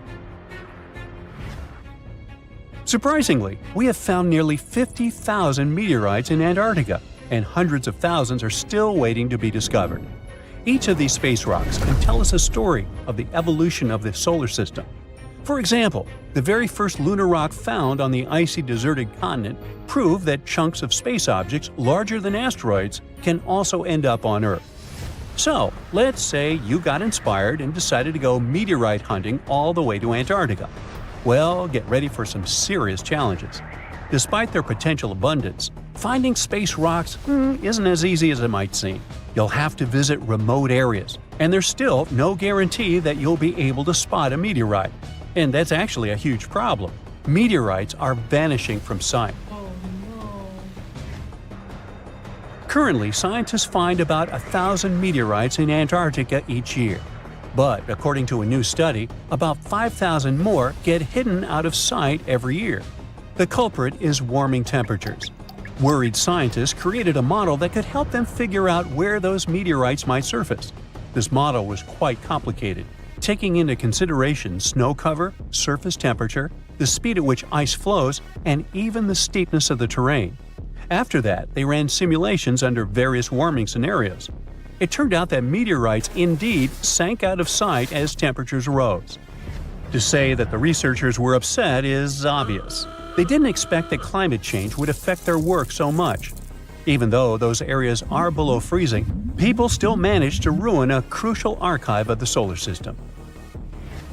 But let's get back to your meteorite hunt. If you want your chances to find one to be higher, travel to the base of mountains or outcrops where ice, which usually flows to the lower ground, is forced to move upward. But make sure to take your windbreaker with you. In those places, powerful winds brush away snow, exposing bright, vivid blue ice. Instead of melting, this ancient ice can change directly into water vapor, and it helps expose meteorites that would otherwise remain hidden. You need to hurry though. Meteorites at the surface disappear quickly. Even when temperatures are well below freezing, the rocks can still absorb some of the sun's heat and melt the ice. It's like they're creating underground, or shall I say under ice, tunnels for themselves, sinking and hiding from sight. Sometime later, refreezing closes the entrance to those tunnels, effectively trapping meteorites inside, tucked out of sight. Now, scientists admit it's very tricky to find working methods to spot meteorites. And if we don't hurry and develop such methods, we might lose between 80,000 and 250,000 space rocks in total. No wonder scientists are on a mission to find more meteorites. They're focusing on meteorite stranding zones. Those are places where meteorites often gather on the surface because of specific features of geology, ice flow, and climate conditions. As you already know, you can find meteorites on blue ice without snow cover. This makes meteorites easy to spot. But finding such hotspots is often pure luck. Or you gotta sit day and night, scouring maps and satellite images in attempts to spot blue ice zones near research stations. Let me introduce Veronica Tolinov, a glaciologist, and her team. They've taken things to the next level by developing a smart Antarctic-wide map. To do it, they've used machine learning and satellite data from NASA, the Canadian Space Agency, and others. This map highlights areas where meteorites might be hiding based on past finds and all kinds of climate and ice data. Apparently, the best places to find meteorites are along the edges of the continent and near mountains with blue ice. Unfortunately, it's not just the blue ice that matters. The temperature and speed of the ice flow are also super important. For example, if the ice flows too quickly, meteorites get swept away before they can accumulate. So, if you want to find a meteorite, you have to wait for very precise conditions. The surface temperature has to stay below 16 degrees Fahrenheit almost all the time. Otherwise, meteorites sink. You can start with the Allen Hills region. Yup, that's where our ALH friend was discovered. This area is kind of a meteorite gold mine with more than 1,000 finds. But there are even more promising places, like the Fimbulheimen Mountains, and no one has searched there yet. You might be the first. In any case, with this new map, researchers developed a where-to-go index that ranks the best meteorite hunting spots, making future field trips much more targeted. And with plenty of blue ice regions still unexplored, there are tons of meteorites just waiting to be found. So, what are you waiting for? How do you prepare for a long trip? You probably look up the route on Google Maps or watch a walkthrough on YouTube. Or maybe you ask someone who's been there recently. But what if you're bound for a place humans have never existed? Yes, I'm talking about our next-door neighbor, the Red Planet. NASA is planning a mission to Mars in the late 2030s or early 2040s. That's too far in the future. So why start preparing now? Well, it's closer than you think. Rookie astronauts spend at least 2 years training just to go out in space. For every hour they spend in space, they need to spend 10 hours underwater on Earth. This training only applies to spacewalks and the International Space Station. So far, some 600 people have been to space, but humans have never set foot on Mars. Traveling to this planet will require a different kind of training. Is there a region of Earth that closely resembles Mars? The Apollo mission's astronauts trained in Nevada.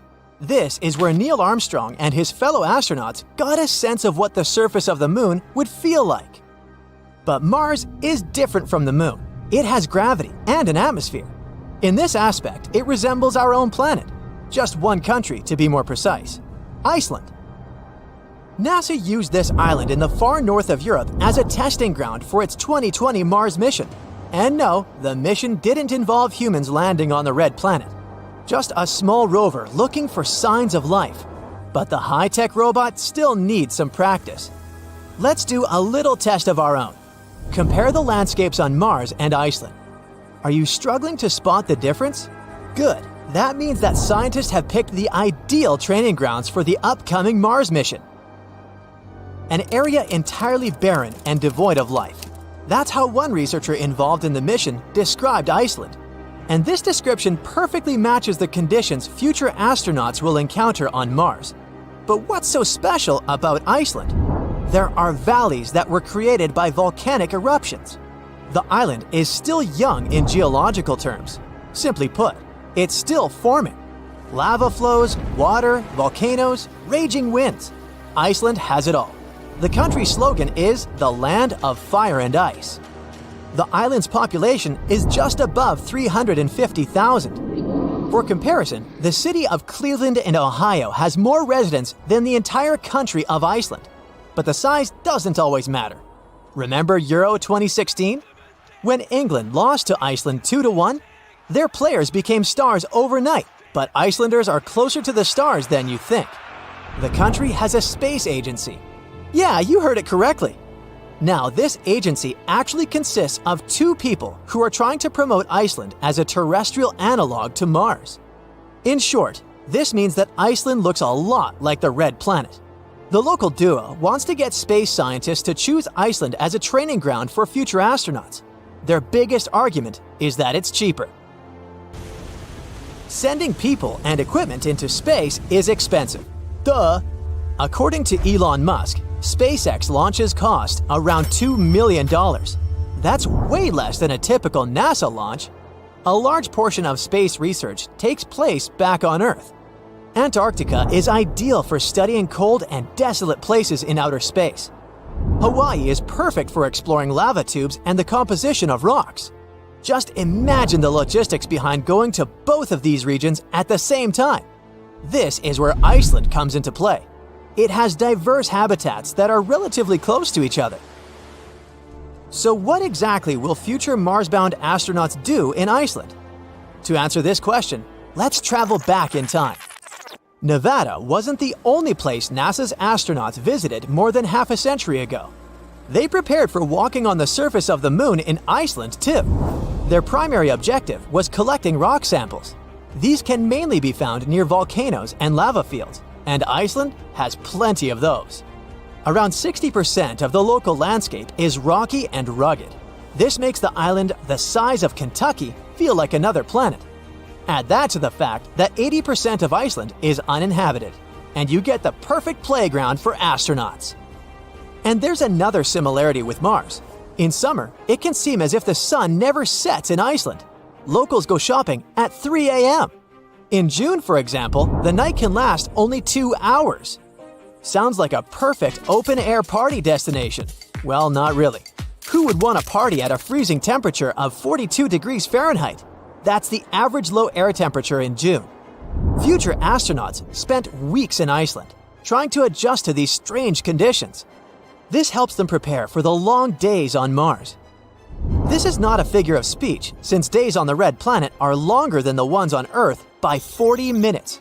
That's not much, considering the length of days on other planets. On Jupiter, a day is over in just under 10 hours, while a day on Venus equals 243 Earth days.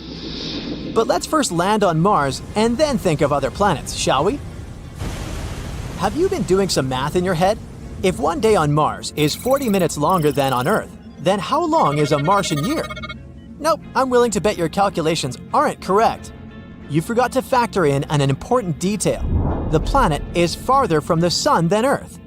This means that a year on Mars lasts 687 days, nearly twice as long as a year on Earth. Sorry, future astronauts, you'll get a birthday cake once every 2 years. There's another minus to the Red Planet, literally. The planet's average temperature is minus 76 degrees Fahrenheit. Makes Iceland's climate feel like the tropics, huh?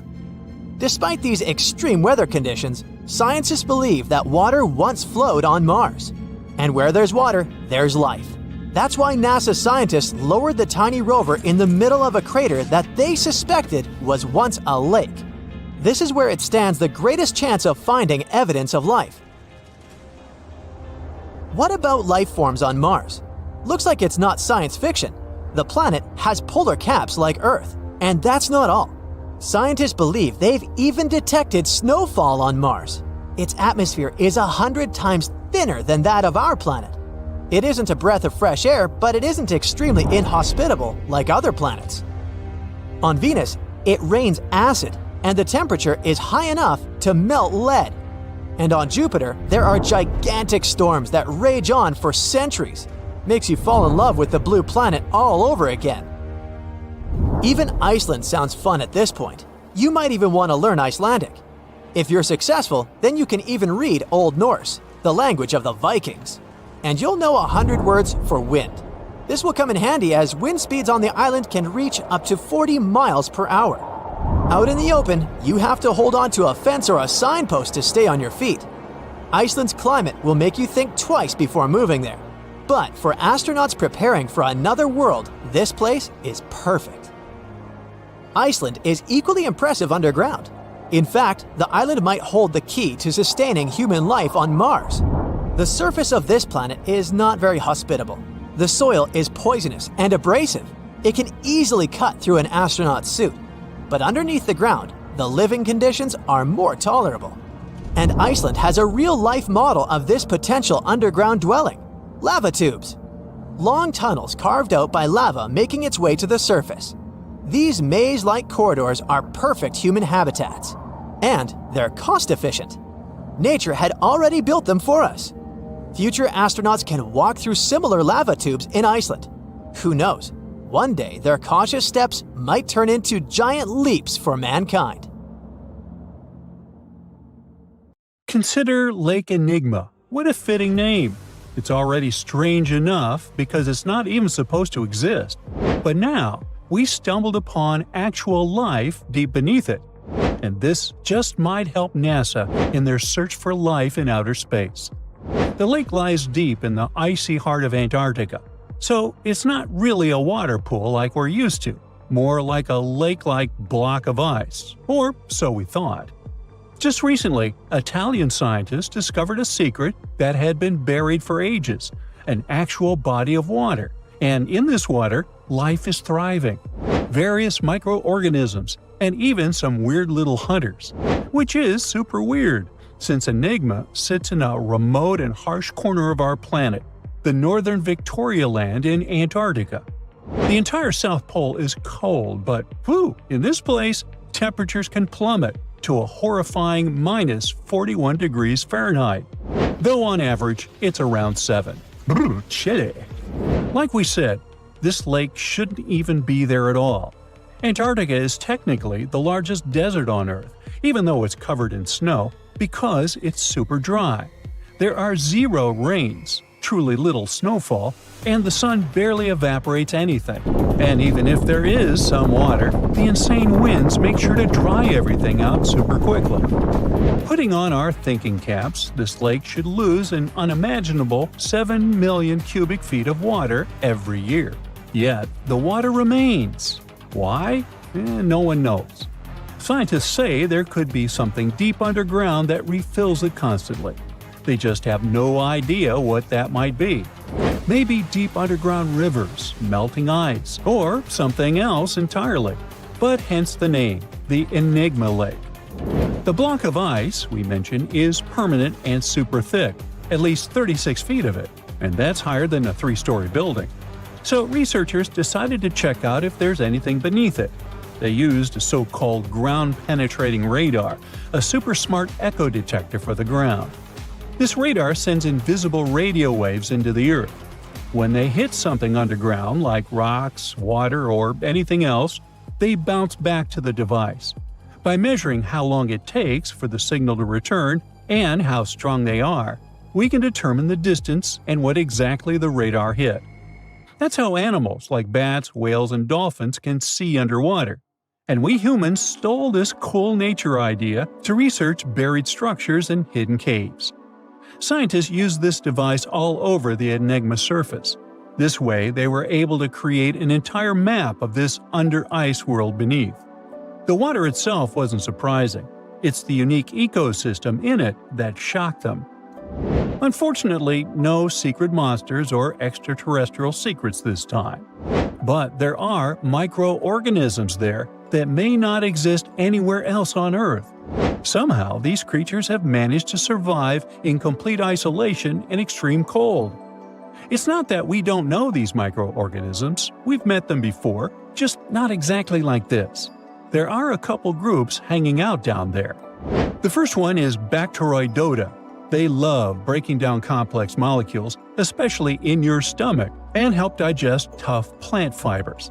They mostly hang out inside us, but in the outside world, we might occasionally find them in soils and oceans. Then Actinobacteriota, genius chemists among bacteria.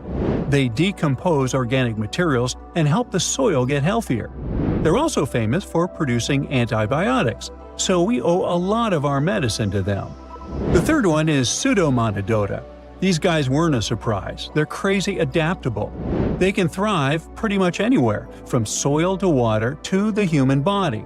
Some of them are good, helping plants grow and in nutrient cycles, but others can be opportunistic pathogens. Ooh, bad guys. But what is actually a surprise is that Lake Enigma has tons of passibacteria. They're ultra-small even for microorganisms and can barely do anything themselves. So they prefer to live in symbiosis or be little parasites, relying on their hosts for nutrients and other necessities. All these little chompers might be ancient. They could be remnants of a time before the lake froze over completely, which is hundreds of thousands of years ago. It's simply weird to encounter these bacteria in the Enigma Lake, especially the little parasites. Paticibacteria usually love low-oxygen environments, but this lake is very oxygen-rich, not even mentioning an almost 40 feet of ice above. So all this means that even though we know who these guys are, this specific species might be new to us. They could have evolved with some unique adaptations and abilities using the lake's unusual chemistry. They probably rely on a super simple and delicate food web. Some of the microorganisms produce energy from light, well, whatever light gets down there, or the lake's chemicals. The symbiosis guys most likely survive by living on or inside their neighbors. Yep, these microscopic creatures hunt each other. Nope, things can't be peaceful even in a place like that. If we find out what their secret to survival is, we might learn more about chemistry, medicine, and even extraterrestrial life. Because if life can endure such extreme conditions, then it can probably appear pretty much anywhere, including our closest neighbors, Europa or Enceladus, the moons of Jupiter and Saturn. They definitely hide oceans beneath their frozen surfaces, and now there's a very high chance there might be some life there. Antarctica must be the closest thing we have to extraterrestrial exploration before we actually land on other planets. It's full of hidden mysteries and surprising creatures. Even outside of Lake Enigma, the South Pole harbors life. Just take the McMurdo Dry Valleys, which are often referred to as Earthly Mars. These are among the most mysterious and extreme places on our planet. They're stretching across Victoria Land in Antarctica, and this is one of the driest places on Earth. Makes sense if you remember the name. Surprisingly, unlike other parts of the South Pole, this land is almost entirely devoid of snow and ice, just lots of super cold ground. There might even be some sand dunes nestled here and there between the rugged mountains. The ground is mostly covered in loose gravel, scattered with ancient rocks made of granite, and something interesting called gneiss, just spelled differently. It's the type of rock that's been through a lot, literally. It's usually born when granite and sedimentary rocks have to endure insane pressure or horrifying heat for a while, a process called metamorphism. These conditions are so intense that they literally rearrange the minerals into layers. That's why gneiss has such beautiful foliated looks. It's the planet's version of baking a layered cake. It's amazing because this place is almost exactly the way it was millions of years ago. These valleys are frozen in time, and they give us a little glimpse into Earth's distant past. And that includes life. Once again, local winds are absolutely terrifying gusts of cold air racing downhill, and they evaporate snow faster than it can even melt. So, logically, you shouldn't find much water here, not even mentioning life. But somehow, you can still stumble across frozen lakes and saline ponds in the dry valleys. And local life stretches all reason and our understanding of biology. It exists inside the rocks themselves. Microorganisms are hidden in slightly moist cracks and crevices. Deep inside, there's endolithic bacteria. These guys are super chill. Instead of moving around like other microorganisms, they always stay put inside their little rocky homes. How do they survive? Through photosynthesis. Just like plants, they take teeny tiny parts of light that gets in crevices and acts like little solar panels, getting energy from the sun. Meanwhile, in another place, beneath the Taylor Glacier, there's bacteria that literally doesn't eat anything. Not comfort, not sunlight, not even oxygen. These guys rely on a diet of dusty rocks and sulfur to fuel their weird metabolisms. By breaking down sulfur and iron, they get energy to sustain themselves. This way, they easily survive in deep seas at sub-freezing temperatures, completely cut off from sunlight, oxygen, and the world itself. This place is fascinating for both its life and the lack of it. In some parts of the valleys, like University Valley, yes, that's what it's called, the permafrost is so harsh that no microbes were found at all. This might be one of the only places on Earth where life appears to be completely absent, a quite scary idea. Anyway, now scientists are thinking about learning more about Lake Enigma and drilling this Mars-like environment, exactly for that reason, to see how we could get samples from Mars in the future. So, there's a mysterious doorway in the middle of Antarctica. Some people think it's Bigfoot's vacation home, or a shuttlecraft from Star Trek, or maybe a door to Agartha, a mythical kingdom some people believe is located in the center of the Earth. Well, the scientists debunked all these poetic theories and explained that what looks like a mysterious doorway is located in an area of fast sea ice. It's offshore of the coast and is full of little islands with shallow water around them. When ice flows around hard rocks hidden underneath, it can create patterns that look odd but are totally normal. In this spot, the ice is thin, so the rocks underneath have a big effect on how the ice moves. The cold winds in Antarctica also shape the ice and snow and make it look like they're lines and shapes. So, the mysterious doorway is just a rocky ridge poking out because the ice has melted a little. The top of the doorway is the tip of the rock, and the sides are snowy trails left by strong winds blowing in the same direction. It's essentially an iceberg that got stranded and is melting in one place. One YouTuber found another out-of-place mysterious object more than 150 miles off the shore of Antarctica, a 400-foot-long ice ship. The internet went wild with theories like that the ship must have ended up there right from the Bermuda Triangle. But there was no scientific proof that it was a ship and not just a large chunk of ice. And once some other internet users revisited the place, they noticed the ice melted in the summer and the hypothetical ship was gone. Another mysterious Google Maps find in Antarctica was a pyramid. And before you make up an exciting theory about how the ancient Egyptians built a secret base here, I have to tell you it turned out to be just a mountain. It's part of the tallest mountain range in Antarctica that stretches for almost 250 miles. It's not the first pyramid on this continent, as explorers from the British Antarctic expedition found another unusually shaped mountain and nicknamed it the Pyramid. But this one didn't even have a pyramid shape. Here's one Antarctic find that definitely won't disappoint you: a giant ice shelf that reminded scientists of the Grand Canyon.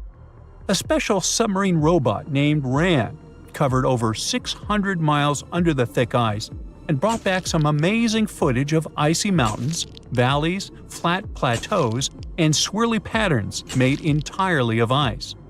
One of the strangest things RAN found was giant bowl-shaped holes, or scoops, in the ice. Sadly, scientists lost track of the robot. They think that curious Weddell seals may have accidentally bumped into RAN and caused it to get stuck. To save energy, RAN probably shut itself down, and the scientists couldn't find it again. But the team is hoping to build a new robot and continue exploring this icy canyon to see how the patterns under the ice might change over the years. Another huge Antarctic canyon was found thanks to bad weather. A team of sound experts had to pause their work at the Casey Research Station in a storm. Instead of waiting around, they decided to use the unexpected free time to map the seafloor near Adams Glacier. And that's how they found a canyon that is almost 7,000 feet deep, almost 30,000 feet wide, and stretches over 28 miles away from the glacier. During the mapping, they discovered just part of the canyon before they had to go back to the research station. But when bad weather came in again, the ship went back and mapped more of the canyon. They were working in waves up to 13 feet high and super powerful winds, but they managed to get about 15 hours of data to complete their map. On the way back to Australia, they stopped one last time, and now they've got a full picture of the canyon. Studying it is helping scientists learn more about the history of glaciers and the interaction between the Antarctic ice sheet and the ocean. Now, there's a frozen lake in Antarctica called Lake Enigma. For a long time, people thought the lake was completely frozen solid. But during one expedition, researchers found that under the thick ice, there was a layer of liquid water about 40 feet deep. To learn more, they drilled through the ice and sent down a camera to explore what was hiding in the lake's depths. The lake's water, which they think comes from the nearby amorphous glacier through a secret underground pathway, was filled with strange microbial life. These tiny microbes lived in mats that covered the lake bed. Some of the mats were thin and spiky, and others looked like crumpled carpets, or even small tree-like shapes that grew up to 16 inches. Many of the microbes could make their own food through photosynthesis, just like plants do, and it gave the lake a high amount of oxygen. One of the coolest discoveries was a type of microbe which usually lives in low-oxygen places. Lake Enigma might be similar to environments on icy moons like Europa or Enceladus, so it could mean that these moons also have hidden water under their ice and possibly microbial life too. One more mind-boggling discovery from Antarctica is tiny pieces of amber in mudstone, found here for the very first time. It took scientists years of studying incredibly well-preserved fossilized roots, pollen, and spores that they found back in 2017. Amber proves that resin-producing trees once grew in Antarctica, part of a lush rainforest that existed near the South Pole during the mid-Cretaceous period. Back then, disclaimer, I wasn't around then, the trees would have had to survive through months of darkness during the long Antarctic winters. Scientists believe they adapted by going dormant for a long time. The amber pieces the scientists found are tiny, but they are beautiful shades of yellow and orange with bumpy surfaces that show how the resin flowed out of the trees. This resin likely leaked out to protect the trees from insects. It was preserved because water quickly covered it and kept it safe from sunlight and air. A scientist was browsing through satellite images for brown trails of penguin waste and found 4 new colonies of emperor penguins at the base of the globe. These new colonies likely have been around for years, though 3 of them are rather small, with fewer than 1,000 breeding penguins each. One of the new colonies was found close to a place called the Lazarev Ice Shelf, where there used to be a larger penguin colony. They thought this colony went extinct in 2019, but it seems the penguins have just moved a bit because of changing sea ice conditions. So studying them can help us learn more about how emperor penguins adapt to changes in the environment. Now, there used to be a giant river system in Antarctica 40 million years ago. Researchers found proof of it after studying soft sediments and hard rocks from the frozen seabed. They looked at tiny bits of radioactive elements, like uranium and lead, and learned that the deeper dirt came from the time of dinosaurs. The dirt closer to the surface was younger and had an interesting pattern, like the kind you see in river deltas today, such as in the Mississippi River or Rio Grande. Scientists found tiny signs of life in the sand. The river that once flowed here started in the Trans-Antarctic Mountains and traveled 930 miles before it reached the sea. Researchers kept studying newer layers of dirt from about 20 million years ago. They hope this will help them predict